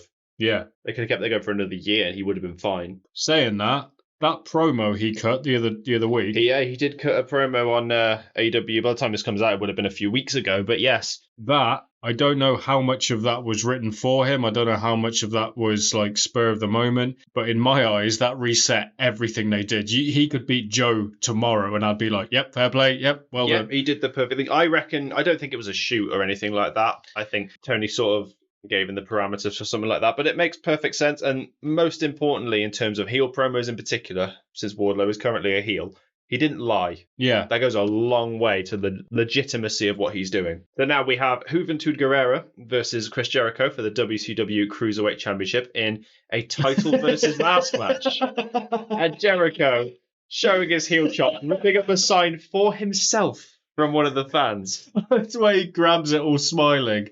Looks like Britney Spears on the back of his jacket. Yep. He has a ponytail. So grabs that sign all smiling, and then it's just the the absolute disgust as he's ripping it up. So fucking like me, do you?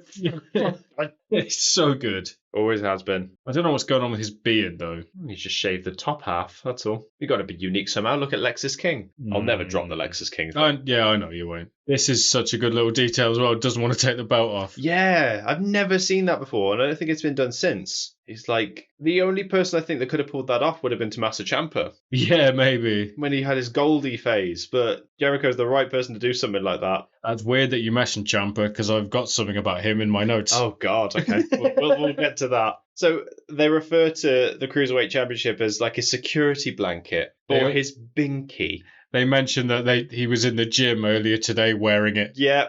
Imagine just going to your gym and there's Chris Jericho with his championship belt. He's so good at things like that. Yeah, he's very creative in what he does. When he was doing the short-haired, suit-wearing, slow talking gimmick. Yeah. I can't remember where it was, but I remember listening to him tell a story where he was at one of the venues and he was in an elevator and a kid and his dad, and he said it was like a young kid, like Right. 10, 11 maybe, got into this elevator with him, and the dad said, "Oh, I'm a big fan of yours. Can you sign this for my son?" And he said he stayed staring forwards, didn't acknowledge them at all. My God. They're the only three people in this elevator, and the dad was like basically pleading for him. And the little kid's there asking for an autograph. Didn't acknowledge him, just got straight out the elevator. Oh, my God. And he said, because he was so good at doing it in real life as well, he said to that dad and that kid, I was the most hated person in the arena Yeah. at that point, so I've done my job well. I mean, he asked, when he was a heel, he asked for no merch. He asked for all of his merch to be taken off WWE Store as well. I can see why. Makes sense. So that people couldn't like him. Yeah. He's got such a good wrestling mind. Yeah. Very innovative in what he does.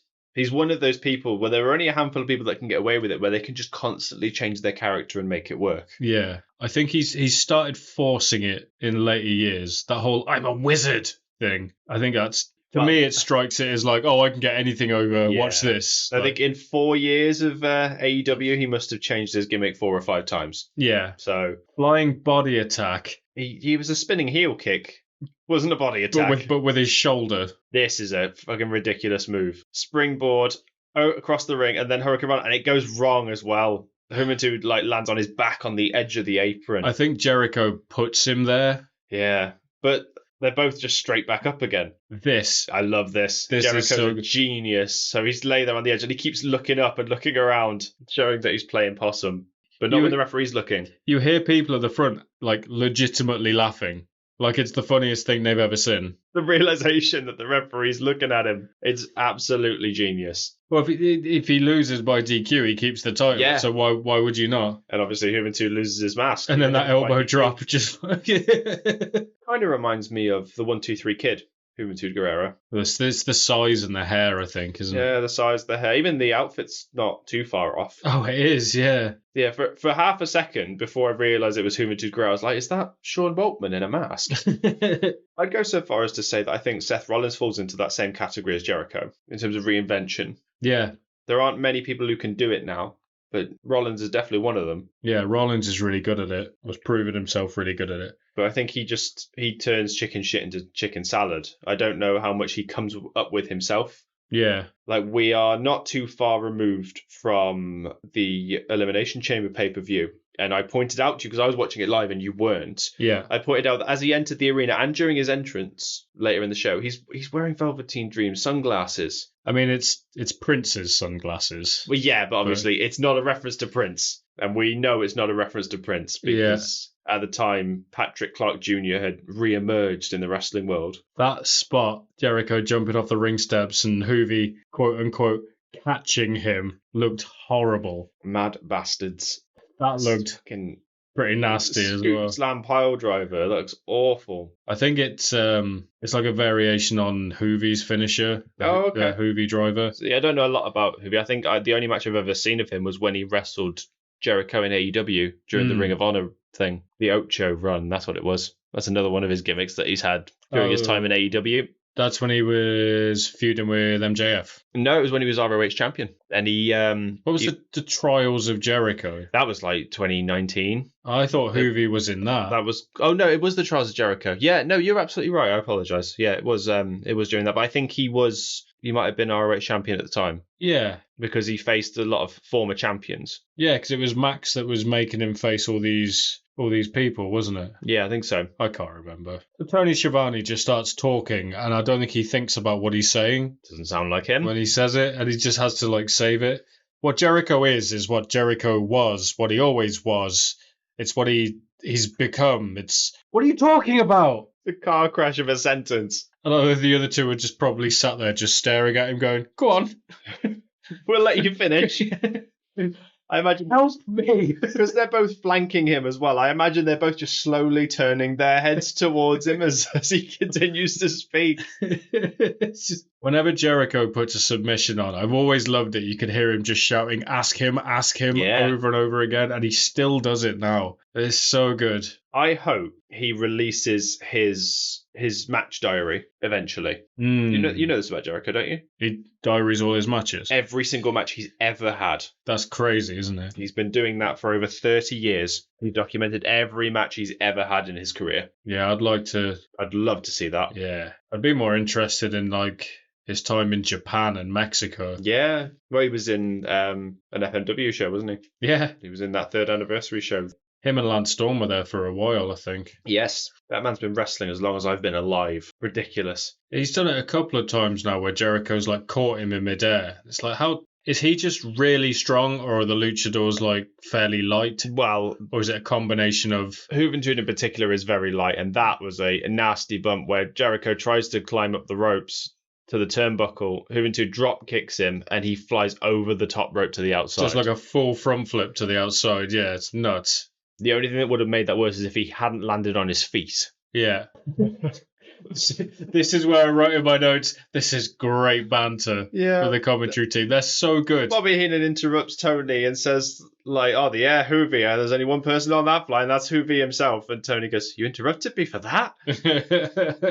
Tombstone Power Driver. See, there's the Hoovy driver. Yeah. I think it's because Jericho's stronger. He's got him in the scoop slam position. It was at this point where Hoovy starts climbing the ropes. I'm like, way too close.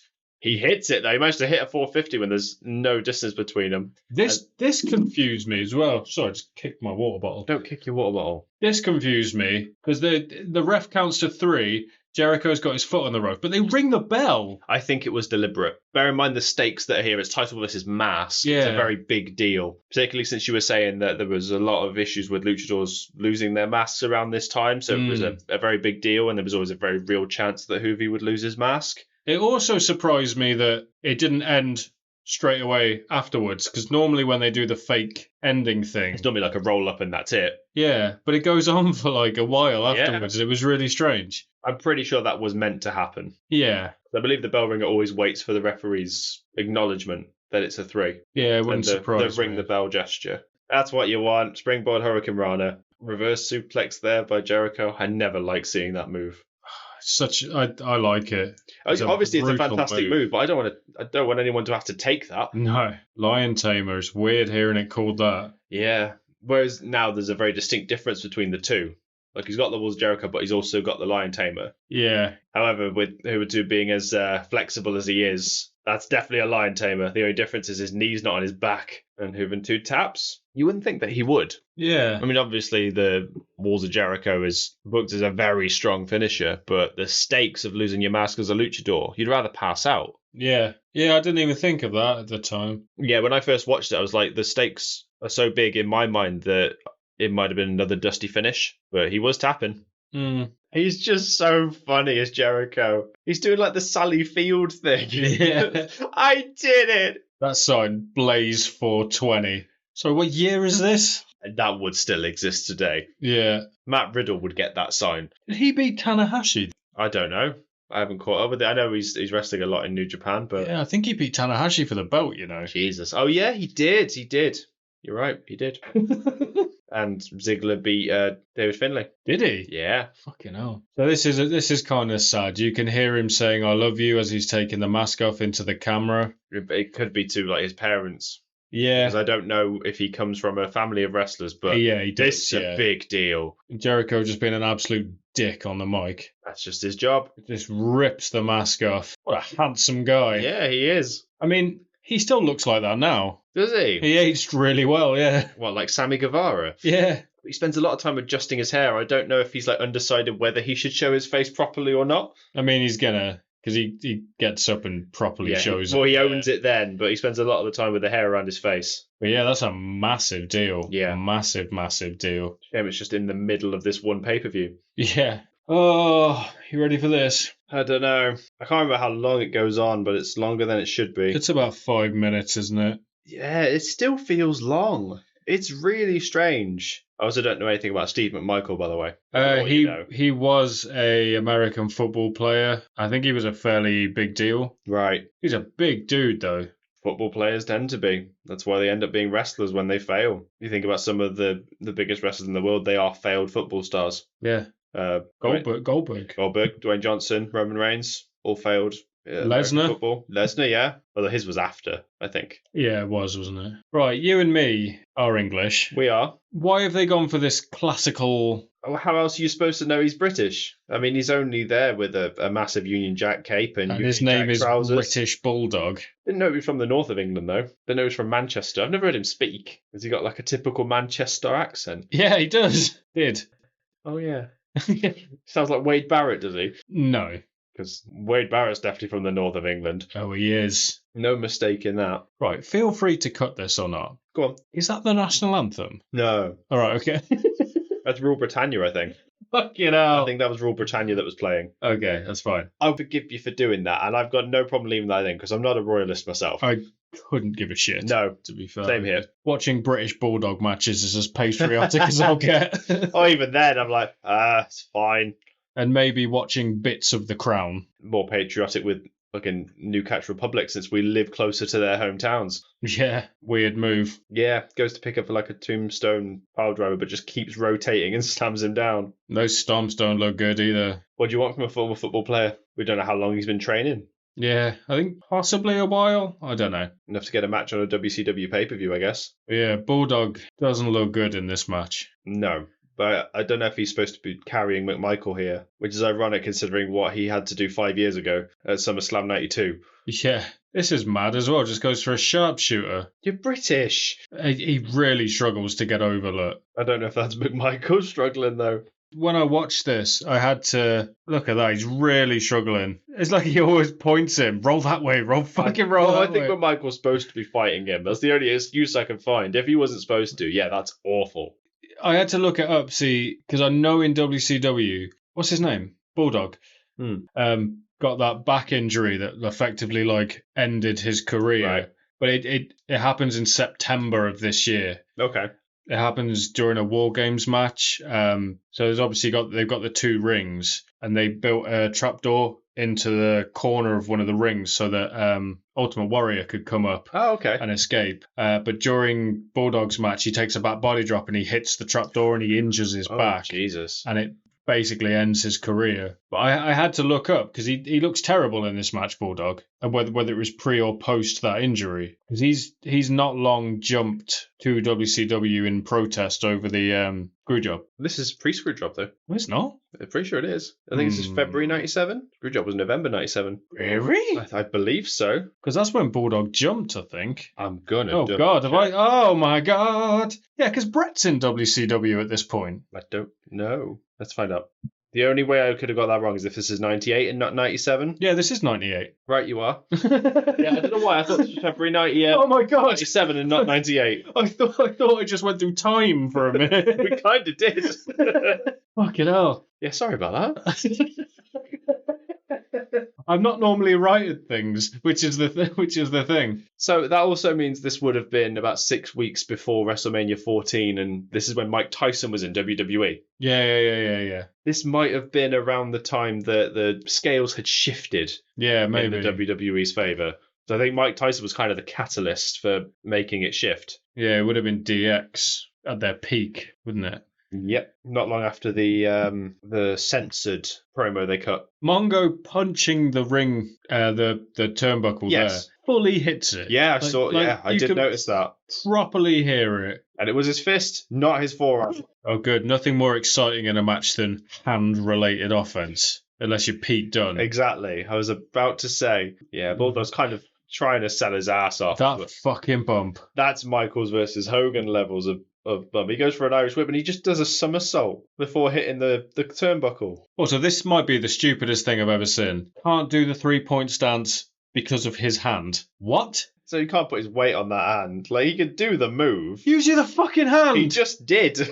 Oh, that was hard. Why am I getting so angry at this? I don't know. Because it's the only, like, objectively bad match on the card. Also, I messaged this to you after I watched it. You did. Look at the colour Bulldog's gone. Yeah, he's, like, bright purple.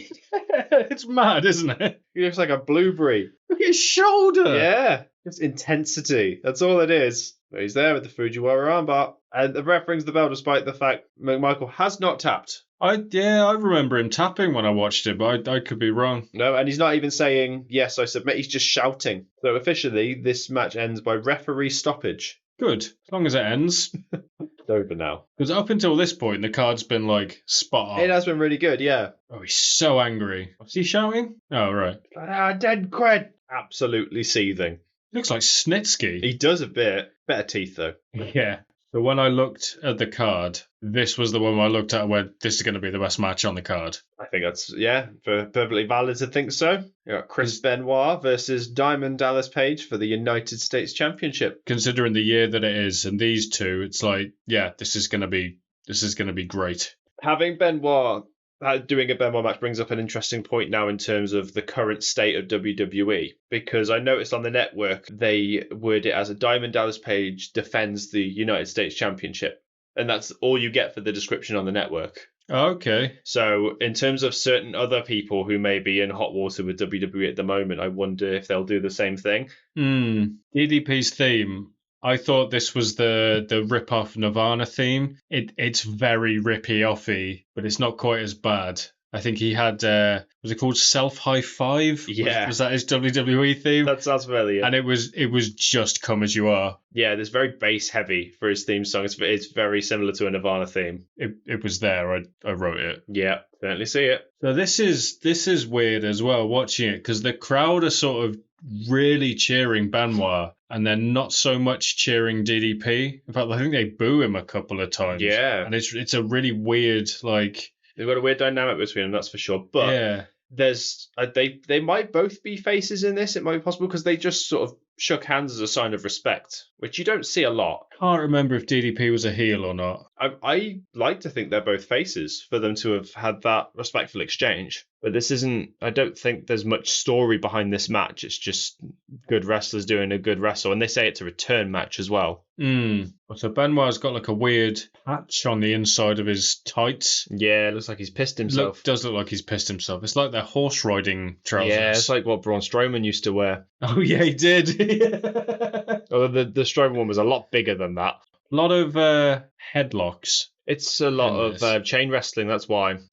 It's what Benoit always excelled at. He was very technical in what he did. DDP was kind of a jack of all trades, DDP, and what he could do. Like a lot of character work. Yeah, definitely. But like he could do this style of wrestling. He could do some catch can stuff. He could dive off the top if he needed to. Very versatile as a wrestler. Considering he got into it quite late as well. Yeah. It was like a Batista type. We've definitely discussed this before. I think he was in his mid-30s when he started wrestling. Yeah. However, he spent a lot of time helping other people. That is mental. What a gut wrench. Just lifts, muscles him up, and it's like, whoa. I mean, I know Benoit's not a tall guy, but he's stocky. He's like 220, 230. He's deceptively heavy. There's a lot of muscle mass on him. You happen to see, I don't know how recent this was because I happened to see it on TikTok and I've no idea how old that stuff normally is when it turns up. Did you see who he'd helped quite recently? DDP? Yeah. No. Butterbean. Oh, I did see that actually, yeah. I don't know how old that is, but I'd only just seen it for the first time and God, what a man. Yeah, Hall of Fame soon. I think he already is. Hall of Fame. I think he is.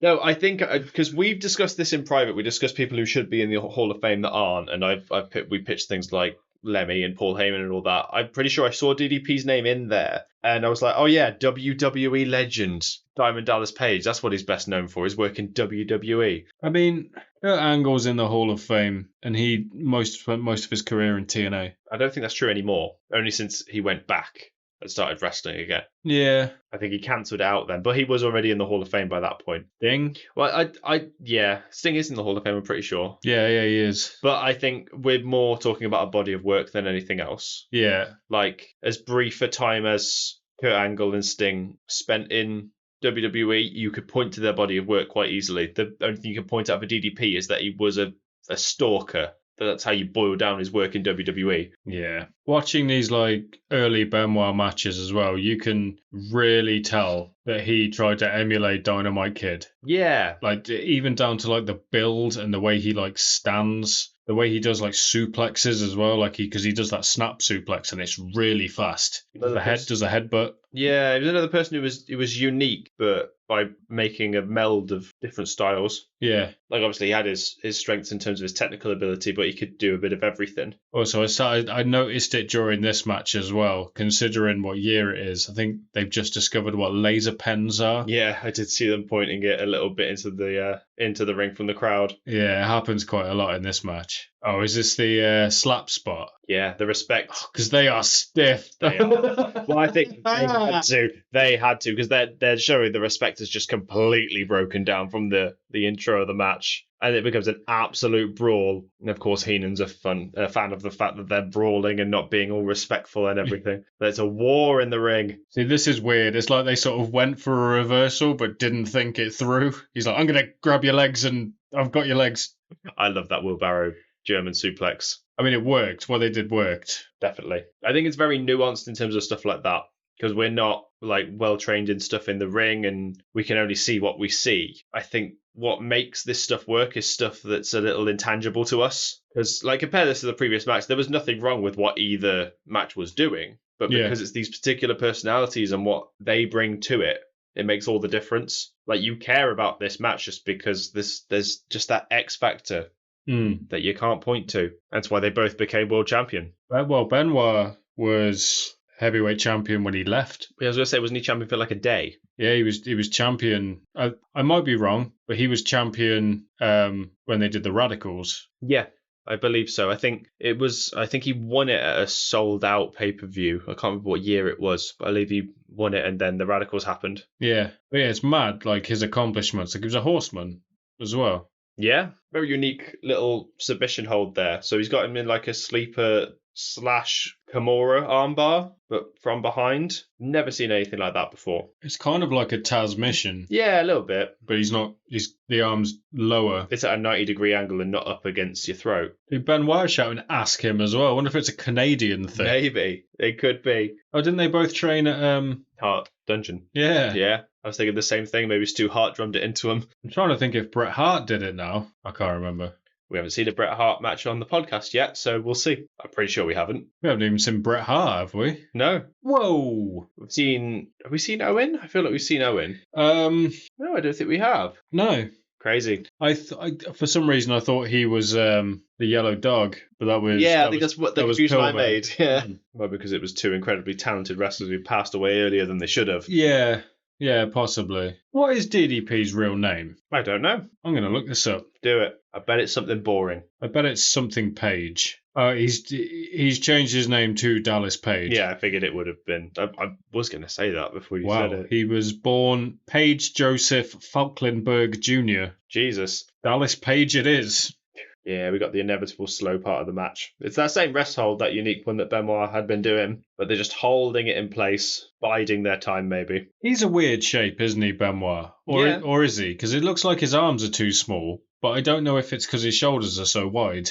I mean, he just had massive shoulders. Because he's all neck and traps. Yep. And that's the coolest way to get out of a headlock I've ever seen. Yeah, DDP just fucks him off over the top rope. Not that it stops Benoit, because he's straight back up and straight to the top. And that's where the commentary start talking about, is it a DQ or not? Yeah. Because he obviously throws him over the top rope. Giving the benefit of the doubt, I guess. That was what made me realise that when we watched Great American Bash, that's why Michael Hayes got disqualified. This superplex is really scary as well. Like Benoit barely gets over. Oh, Yeah, DDP definitely goes for the move before Benoit's ready to. The momentum just wasn't in his side. It's like he starts falling flat and just about gets over. It was kind of similar to that Ricochet Logan Paul like Spanish Fly thing they did. Yeah, Where Logan Paul obviously wasn't ready, and Ricochet went, "Yeah, we're we're fucking going." Yeah, that was nuts. Speaking of Logan Paul, though, I was looking at the clip of a podcast the other day. I think it's called Gorilla Position, and they're one of the biggest podcasts in the UK for wrestling. Right. And one of them had a hot take that they think Logan Paul's current run was better than Kurt Angle's initial run of the same length. And I'm not sure if I agree with it or not. As in his initial first run in the WWE. First year. Yeah. I mean, obviously, Kurt Angle won the title in that year, but they pointed out that Logan's pretty much established his character at this point. We know exactly who he is and what he's about, whereas Angle, we still weren't sure. Yeah. And it feels like a hot take just because we're talking about Kurt Angle, who's one of the greatest performers ever. I would argue that Logan Paul's had a lot of practice playing a character in various media events anyway. He's an established personality. Excellent point. I think Kurt Angle wasn't. He was an established... I'd say he was a celebrity because he was fairly big in America with the gold medal. But he was an athlete first and foremost, wasn't he? Of course he was, yeah. Whereas Logan Paul's a performer first and foremost. Yeah, which he's had a lot of practice doing. Yeah, and then the training for boxing has just helped with the discipline and the fitness levels. Yeah, I mean, I'd say as far as initial 12-month runs, they're both leagues ahead of they should be. yeah. I mean, yeah, utterly ridiculous freak athletes, and I mean that in the best possible way. It's just annoying that it's Logan Paul. Yeah, you can look past a lot of it when you look at it that way, though. I've brought it up to you many times. There are many wrestlers we know are assholes, but we love what they do in the ring. Yeah, I'm over the Logan Paul thing now. Like I've said to you for a while, he is very good. You've reached the acceptance in the stage. ring. Yeah. Did you happen to see what he was doing during the Elimination Chamber while he was in the pod? I saw what Kevin Owens was doing. You didn't see what Logan Paul was doing while he was waiting in the pod? No. He brought a Sharpie with him and started writing on the glass. I thought you were going to tell me he had a phone or something. No, I think they had cameras inside it, so he didn't need it. They had cameras and microphones inside the pods, so you could hear each one individually. But he drew devil horns on it and put himself in between them. He wrote "Kevin sucks" backwards. Oh, now you said that, yeah, I think I did see that. Absolutely genius. I saw Kevin Owens headbutting it. Yes. And then he was attacking. Who was he attacking from the inside of the pod as they were attacking him from the outside? Lashley. Yeah. Loved it. So was it Lashley threw his t-shirt or something at Owens when he was in the pod and Owens went, ooh. I saw that. That was good. I just love it when wrestlers have fun and they make it work. Like the KO Mania thing. That'll happen again. It'll be KO Mania 8, I think. Yeah, there it is. Diamond Cutter. Yeah, sorry, there's a match happening. I just went on a tangent. That move, big pop for that move every time. Yeah, 100%. The only thing that made it better was Randy Orton's variation. It's the only thing that made it better. Yeah. Do you remember what Orton's original finisher was? No, I don't. Go on. I'm curious. It was a crossbody from the top rope first. Right. And then it was the overdrive. God. Like DDP's weird neck breaker on the leg thing. Oh, yeah. I remember that now. Did he call it the ozone, or have I made that up? No, I only have reference of this from the WWE games, and I'm pretty sure it was just called the overdrive. Right. But I think of that, and I always think of that fucking weird finisher that MVP had that didn't do anything. The Playmaker. Yeah, because that was it. That was the same move. I thought they were similar, but not the same. But still, stupid. Stupid move. Zack Ryder. That's weird saying that. Yeah. Did the same thing, but it was like a reverse version of it. So he'd hold their arm and he'd put so their head would be on his knee and their arm would be here, and he'd fall the other way. Yeah. So the back of their head would come off his knee. It looks slightly more impactful. Well, yeah, it doesn't look like you're hurting yourself in the process, whereas the overdrive and the Playmaker, you're sort of landing weird. It looks like it hurts you more than it hurts your opponent. Because you fall face first. when you do it. So now we talk about the segment where the Giant has been injured and they sort of try and address the comeback of the Giant. They show the injury and it looks fucking gnarly, I'm not gonna lie. Like Nash tries to jackknife him and he lands like on his head. Yeah. And it's just I think it's exactly the same thing that happened to Bob Holly by the hands of Brock Lesnar. Yeah. I think it's the same injury. I think Lesnar just dropped him though. Yeah. No, he definitely went down with the powerbomb. It's been a while since I've seen that. I know this very well because it's gonna come into effect with a certain pay-per-view that I want us to cover, and it's because it's probably the pay-per-view I've watched the most in my life, which is Survivor Series 2003, and that's when Holly returned. Okay, main event Bob Holly. Yeah. Yeet. Oh wait, what? He returned and it was Team Angle versus Team Lesnar. Guess who was on Team Angle? Is that when Team Lesnar was loads of buff people from FCW? Yeah. Hang on, let me guess this. Go on. It was Matt Morgan. Yep. Mark Jindrak. No, not Mark Jindrak. I think this was pre-Jindrak. I'm out. Well, think of other big guys that could have been there. Big Show. Big Show was there. Yeah. Lesnar, obviously. There's one more. There's two more.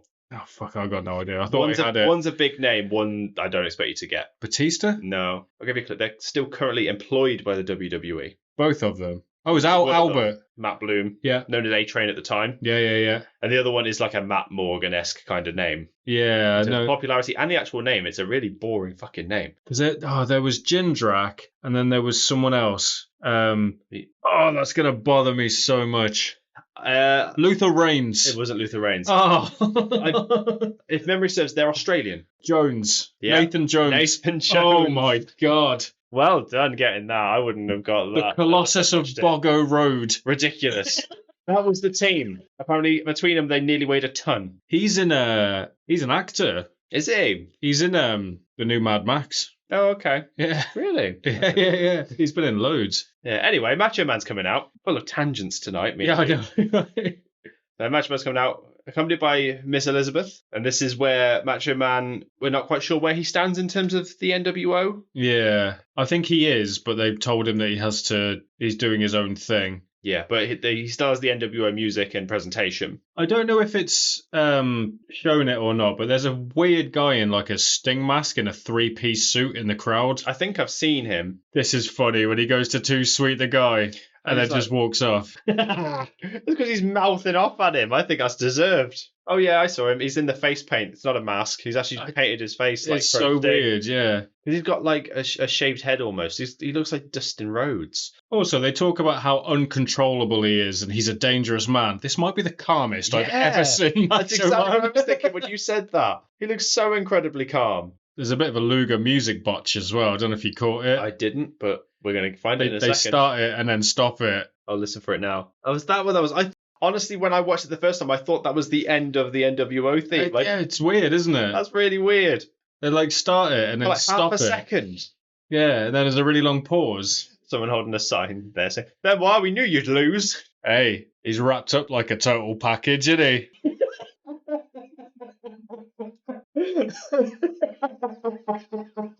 That's one. He's selling the ribs, is what I'm saying. Yeah. I was really proud of myself when I wrote that down. I'm glad someone's proud of you, Jack. I was so proud. So anyway, they sort of point out that Lex Luger's been attacked in the back during the course of the show because they weren't quite sure where Macho Man was, and apparently he's been beating up Lex Luger with the help of the NWO. Of course. So this is where we enter the second act of the pay-per-view. Yeah. The NWO. Yep. I don't know. We don't tend to encourage people to watch along with this because we cut a lot of stuff, but if you are watching along with us and kind of skipping forward, get used to listening to the NWO theme a lot. I said it at the start. They're lucky it's a really good theme, but it does get a bit boring after a while. Yeah, I can't hear a wah guitar too many times. Also, there's 3 matches left. Yeah? Oh, he's selling the ribs. He can't even pick him up. How's he going to get him in the torture rack? Don't worry, he does. He's got to recover while having the shit beaten out of him. He just stopped selling the ribs at one point. Adrenaline replaces ability. No. So I noticed something. Has Savage always had that bald spot? Yeah, I'm pretty sure he has. Right. Because I always thought going bald makes you look like absolutely savage. And I think I've mentioned this to you before, when NXT swapped over from Sorry, I'm spitting everywhere. I'm going to try and get all this spit out of my mouth. When NXT Yeah.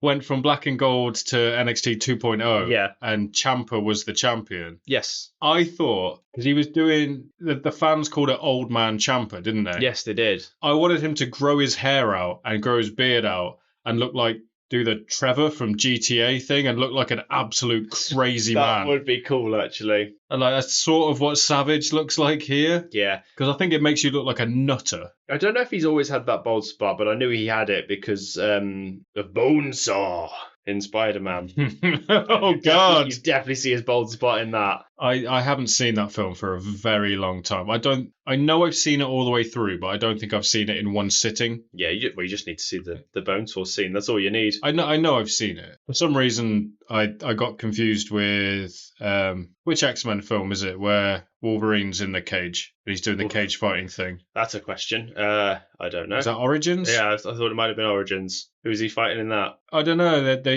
I remember he's in like a cage and they're putting bets on. They're like, he won't beat him. He's the Wolverine. Is Origins is the one that has the really good opening with him and Liev Schreiber going through like all the wars over the years. Yeah, I think so.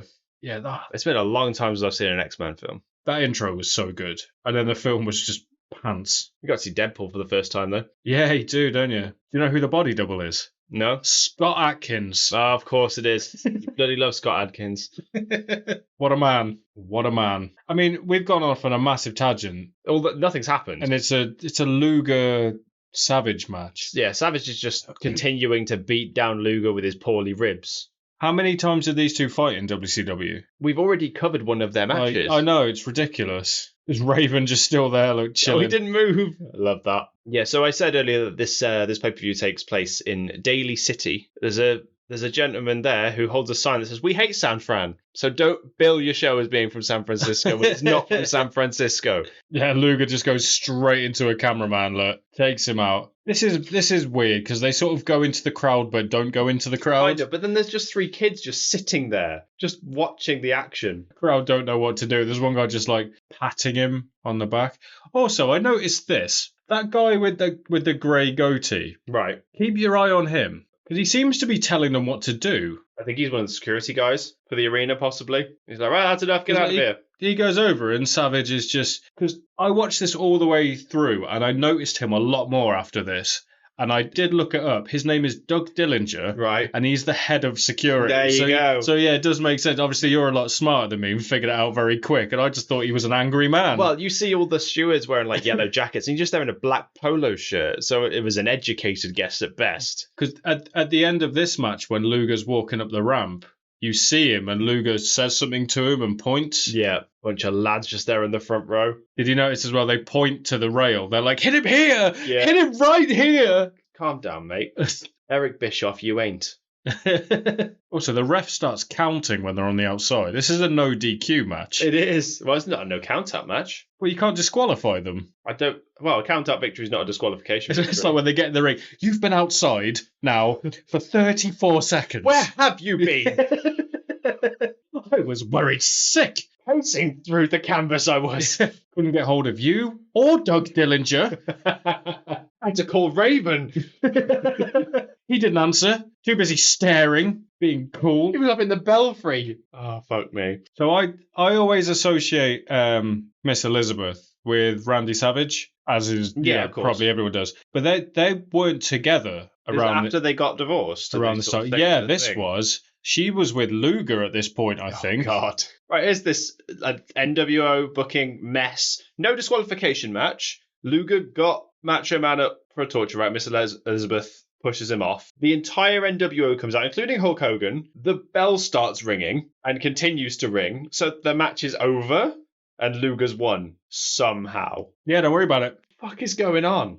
Russo's still in WWE. What the fuck is going on? And NWO just come out and Hogan's like, yeah, I don't give a shit about you, Savage, brother. You're not my brother. So you can tell what a pro Hogan is. Like, he knows where the camera is, and he knows when to start his sentence so the camera will pick it up. Of course. But you can, if you see Bagwell, he keeps looking over his shoulder to see where the camera is. They just announced that Luger's won because I guess Macho Man tapped out to the torture rack. Yeah, I'm pretty sure around this time, Elizabeth was with Luger in real life. Okay. Because they were married when Miss Elizabeth died. Right, okay. See, there he is again, yeah, when he... Did you happen to see that, though? No? Luger spit at him. Did he? Luger spit at, what was his name? Doug Dillinger. Doug Dillinger. I think it was him. I'm quite literally going to rewind this so you can see now. It was before the fire. Watch. Fucking hell, he does! I don't know if he spits specifically at Doug, but he spits at the crowd if he doesn't spit at Doug. Yeah, He's walking up the ramp, he just spits. Is he the face in this? I have no idea. Well, in the NWO, yeah, he should be. Spitting for anyway, Lex. That was a spray as well. So he's just spitting at people now. Oh, you dirty man. Was he going to show it in slow motion? No, they cut it off just before he does it again. But yeah, Luger spits at someone. Oh, it's the NWO theme again. This is the bit that I wanted to show you when we got to it. I don't think there was anyone cooler than these two, possibly ever. Yeah. Like, when they come out, they are so cool. Referee's running late. You catch him in the camera running down the ramp. Accompanied by Dusty Rhodes as well. I completely forgot he was in the NWO. Yeah, so did I. It's such a good, like, walking tempo. The theme as well. I know Adam Cole said that they wanted a similar tempo for, like, the Undisputed Era. Exactly the same tempo, I think. Yeah, very, very close. Because you can walk really slowly to it. So I'm not saying anything. I'm just captivated by Scott Hall. I'm exactly the same. We just can't take our eyes off Scott Hall walking down that ramp. I like that.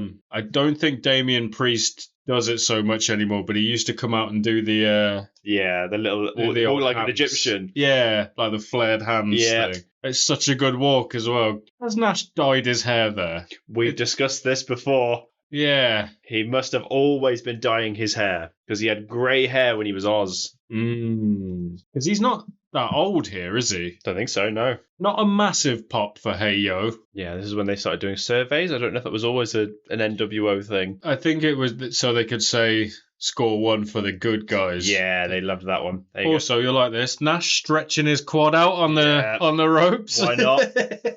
Don't want to rip that little sucker. There you go. Survey says one more for the good guys. So over. It's ridiculous. As heels as well. I like that line. That survey and 50 cents will get you a cup of coffee. I'm going to start using that for people's opinions. The one thing I thought when they came out, are they wearing like each other's shoes? Maybe. They might have bought two pairs of shoes and just swapped them because they've got one black and one white each. Because Steiner is all in white except for one shoe. And it looks really... I say Steiner. I was going to say... Scott Steiner, you didn't say it, I was going to. I also know that Scott Steiner, he looks relatively normal here.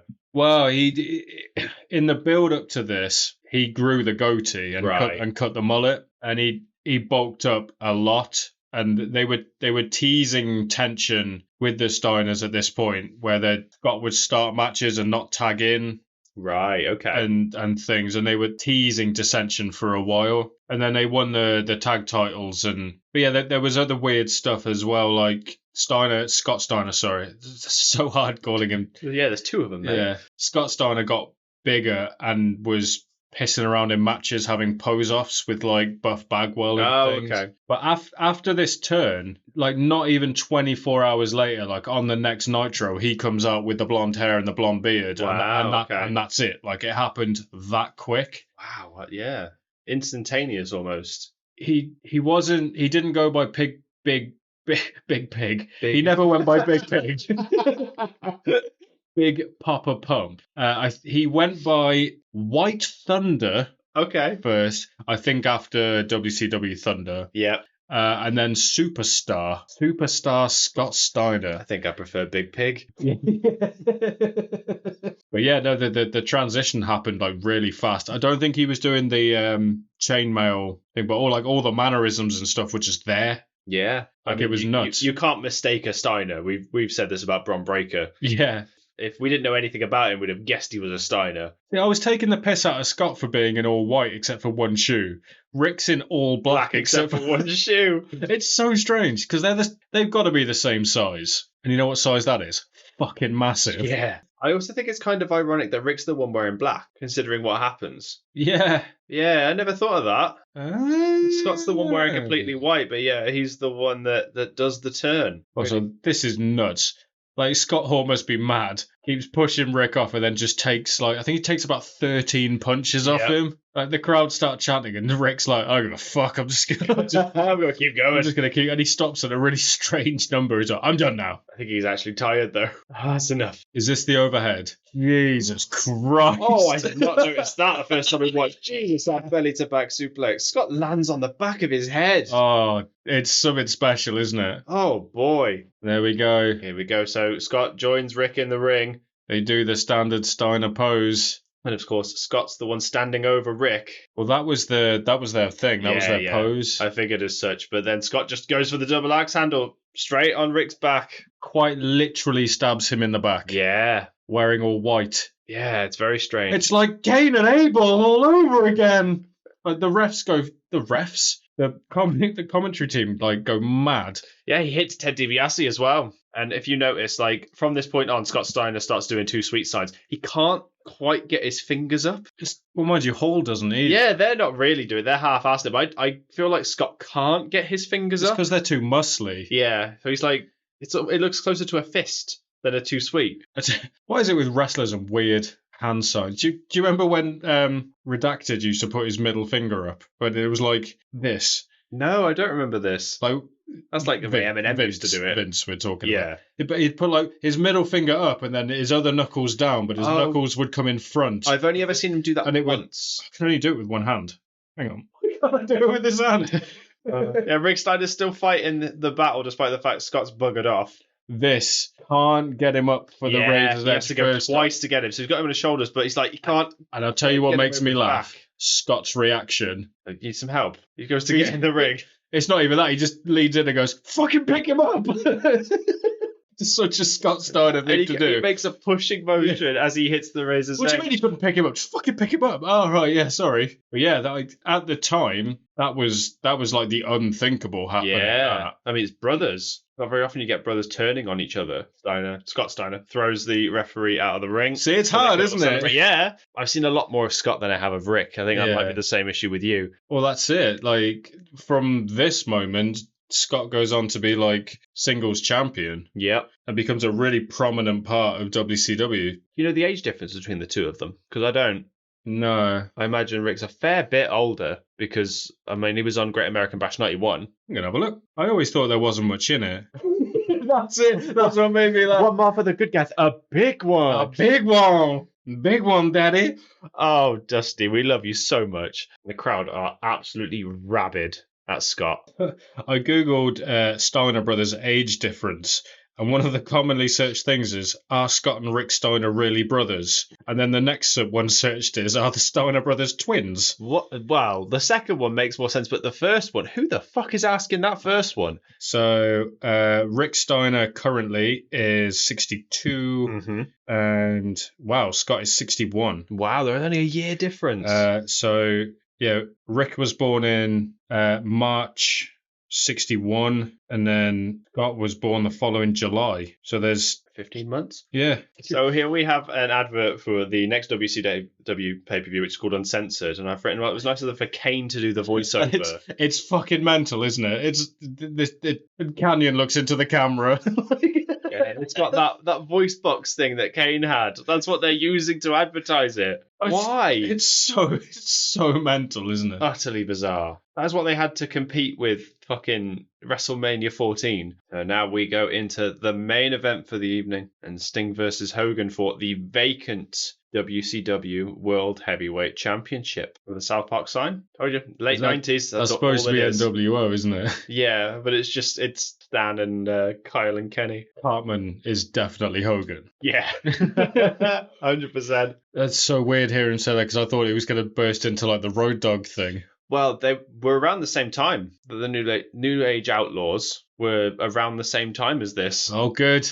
The NWO theme again. Oh, haven't heard that in a minute. It's weird that Hogan comes out first. Well, there's no champion. Yeah, but I still stand by what I said. Why? Because it's Hogan. So? He should come out last, brother. I don't know how far we are into like Sting being Crow Sting though. I think it had been a while. Okay. So it's not like a big entrance thing. It might be... Because he became Crow Sting after the NWO formed. Right. But I think it had been going on a while at this point. Might be that it was a sign of things to come. Possibly. Do you reckon Hogan gave Buffer that list of stuff? Oh, 100%. You tell them I'm the most famous wrestler in the world. Yep, better. Also, Hogan's got, like, half-fingerless gloves. Like, it's only his index finger and his thumb where there's no fingers. Because the other 3 fingers on the gloves are intact. Why? I didn't even notice. Why? They keep showing that little kid in the Sting mask, and it's just because the Sting mask is so emotionless. It's just some little kid, like, looking dead behind the eyes. It looks so weird. But also it's quite fitting, because obviously Sting's isn't a mask, it's face paint, so he can still emote with his face, but he doesn't. Yeah. So it's like really doesn't. It's like he could wear the mask, but... Professional wrestling's man of mystery. I mean, that's pretty true. Is he Scooby-Doo?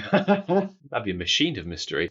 He is the most, like, enigmatic wrestler at this time. Yeah, this character, like the Crow Sting character, was, like, one of the best things in wrestling at this point. He was also known as the People's Champion. Yeah, no, that was DDP. They even mentioned it in the DDP match. Do you know who came up with the Crow Sting gimmick?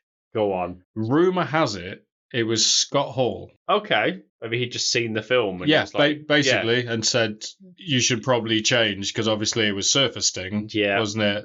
You know, bright colours, very 80s. And he's never really looked back, apart from maybe that Joker Sting. Stop asking him questions, Hogan. You're literally covering his mouth. Wrapping his lifting belt around Sting's throat. And they point out that it's not officially a no DQ match, but it's essentially a no DQ match because there has to be a champion. Yeah, I think they give the ref a lot of leniency. Yeah, yeah. You'll know it's not Nick Patrick. It's Charles Robinson, Little Nate himself. Very young Charles Robinson as well. One thing we did miss as well is that Buffer barely manages to finish Sting's entrance by the time he's entered the ring and started attacking He's Hogan. Still announcing when he jumps out. He's like halfway down the ring and goes, "Oh, Sting!" It's Sting! Maybe that's where the Tony Schiavone thing came from. Maybe. He does it, actually, he does it at the end of this show, I'm pretty sure. Oh, he does, to be fair, doesn't he? Look at Hogan's face. He's just like, I don't know, what would you call that face? Nonchalant, I would say. Yes. That's just another day in the office, brother. I guess I'll just smack him in the face. But he's in really good shape here, Hogan. Oh, yeah. Because it's weird, like, watching wrestling now and you think of Hogan as, like, old man can barely move. Yeah. And you watch this. He's got the skin of a hot dog.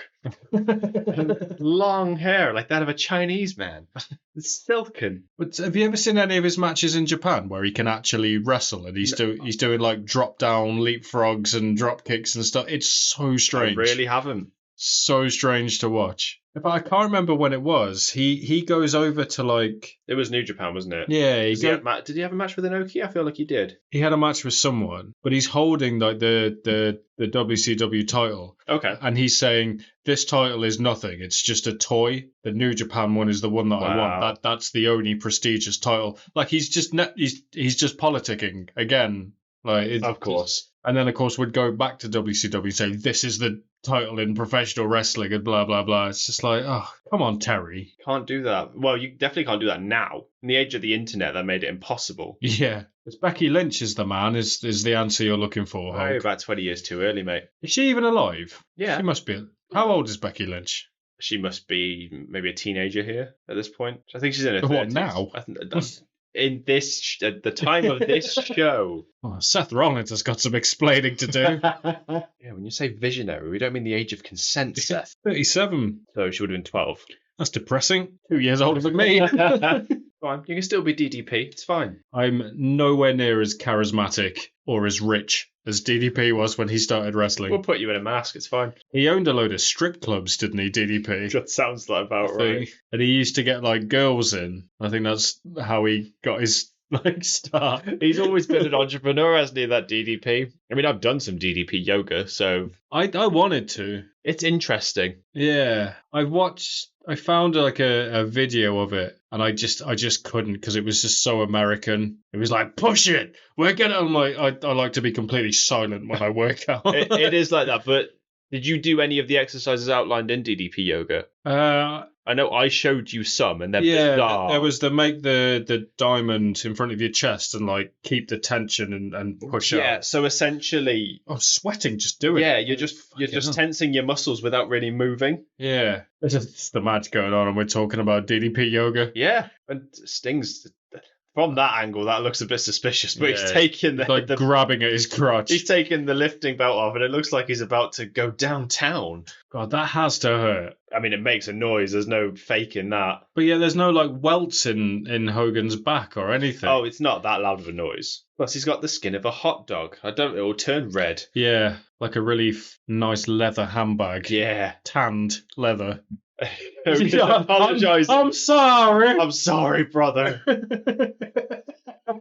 Great heel work from Hogan. See, that's where Hogan trips on the wire as well. Yeah, I see it now. This is where the event staff really struggle to hold him back. Yeah, it's because these are the two stars. Yeah. They just want to be there with these people. They weren't too worried about like touching the wrestlers or anything. I think they just wanted to be on camera. But they are on camera.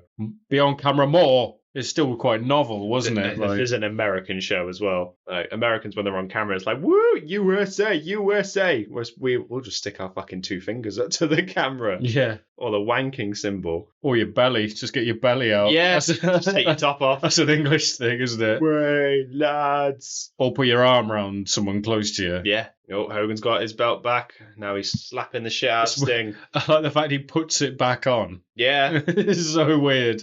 While he's chopping him, just like, fuck off, let me... Oh, he hasn't got his bandana. He's got to have something with his name on, right? He does just like putting a belt on Brain, that's right. Yeah, great way to spin that. Might be the only belt he puts on tonight. Oh dear. I wonder whose side you're on, Bobby.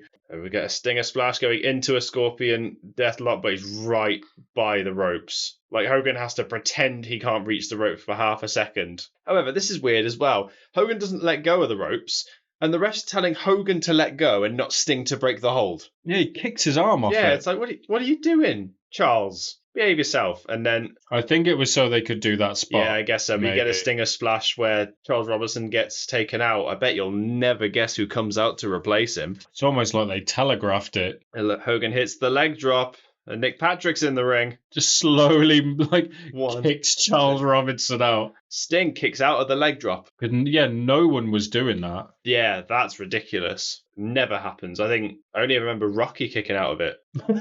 That's it. Johnson. That wasn't real. Like Dwayne Johnson, not Balboa. Oh, right. Okay. I was trying to think then. What Rocky film was Hulk Hogan in? I mean, he was in one. Yeah, I was going to say he was in one, wasn't he? But Hogan is absolutely seething at Nick Patrick, saying, like, you're one of us. What are you doing? Just count the three. But Nick Patrick don't want to lose his job, so he's going to call it down the middle. It's the hand on the hip selling against me. Like, he's disappointed. He is disappointed. Probably paid him off. Yeah. Well, the rumour is... There's a persistent rumour that Hogan did actually pay Nick Patrick to not count the planned fast count that they did originally and count it slow so he could still kick out of a normal... Oh, okay. Like, that's how protective he is of... This is a cool little thing as well. That really struggles to pin him, so he just keeps putting him in. Also, Sting doing a bridge is bizarre. Yeah, that takes some strength because Hogan's not small. He's in the high 200 pounds. Well, all wrestlers do it to protect, strengthen their spine and their neck. Obviously, the wrestlers that would work wrestling into their gimmick do it to show... Do you know what I mean? Yeah, I know what you mean. I've got no idea what I'm talking about. I think all wrestlers do it as part of their training just to help strengthen their neck and their spine. Yeah, I believe from Regan injuries. Sort of bragged even now he can do a bridge to the point where his nose is touching the mat. Yeah. It's a staple of being able to wrestle, of being able to do that. That's not Sting, is it? That's Hogan. He's so shiny. He's very sweaty. Because he's so tanned, it really shows. How old was Hogan in this? Because, you can see his physique is I want to guess late 40s. You'll find out. Lots of Googling ages in this one. That's fine. I like that. Hogan gives a bionic elbow. Yeah, he just gave a bionic elbow to Sting. What year was he born? He was born in 1953. That would make him 45. 45 in this. Maybe 44, depending on the month he was born. August. Yeah, 44. Same age as Randy Orton, roughly. Well, he doesn't quite look as good as Randy Orton. Who does, though? Yeah. Yeah. Another thing I noticed, speaking of which, when we recently watched the Elimination Chamber, both Randy Orton and Drew McIntyre were billed at £275. And I believe that is incorrect. What's that in English? I don't know. I don't know the conversion rate. But for the record, The Rock was billed at 275. Fuck off. 275, you Yeah. said. What's that in stone? 20 20 stone! Just less than 20 stone, yeah. 19 stone 9, I think. 125 kilos. That's probably not far off, you know. Well, I know Drew was always billed at 260 and Randy was always billed at 250. Right. That's why I was calling bullshit. Drew, I believe. I've seen Drew in person very close, and he is, Yeah. and he wasn't as big as he is now, because he was still in NXT. But yeah, I would believe it.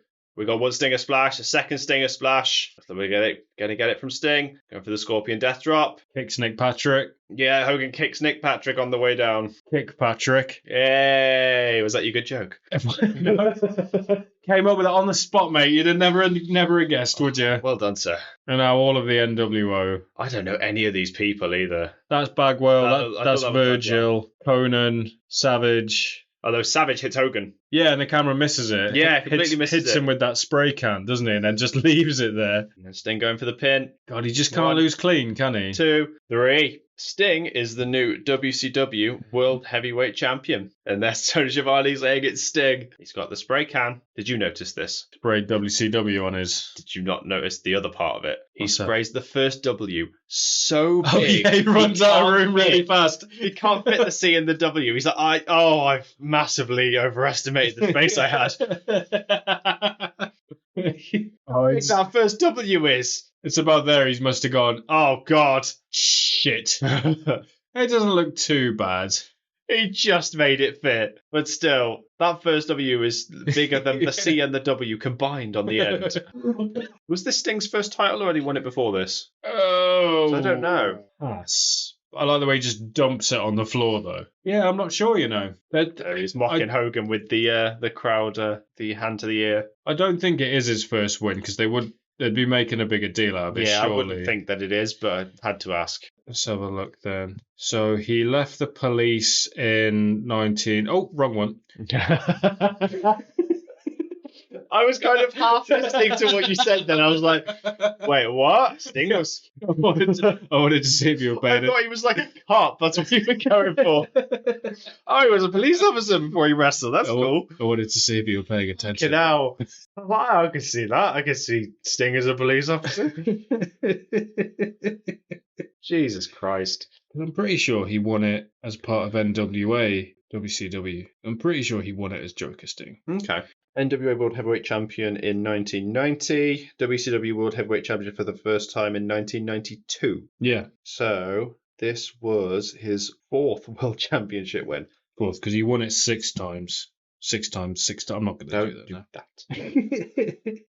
Yeah, 4th. So then, he didn't hold it for very long. Yeah, there was a lot of hot potato in. Savage beat him in April. Yep. This is February. Yeah. So like 6 weeks, 8 weeks. Well, fucking hell. So Savage beat him in April, and then Hogan beat Savage the day after. Jesus Christ. That's insane. What a politicking wizard. So overall, thoughts on the show? I really enjoyed it. Yeah. I really enjoyed it. Who recommended it? It was, and I apologise once again if I pronounce this incorrectly, but it was Nick Opalewski. Thank you, Nick. Yeah, if anybody else has got any recommendations for us as to what we should talk over, please let us know. Thank you very much for listening to us talk over WCW Superbrawl. I've been Jeremy, joined as always by Jack. Please consider liking, commenting, subscribing, all that good stuff. I've got to do it.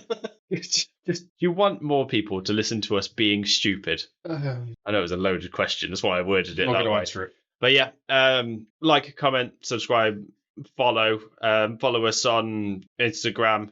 We are Headlock Talkover Pod over there. Headlock Talkover Podcast on Facebook, and you can DM us on either of those, or answer our Spotify question to let us know what you'd like us to talk over in the future. Thanks very much for listening, and we will catch you next time. Bye.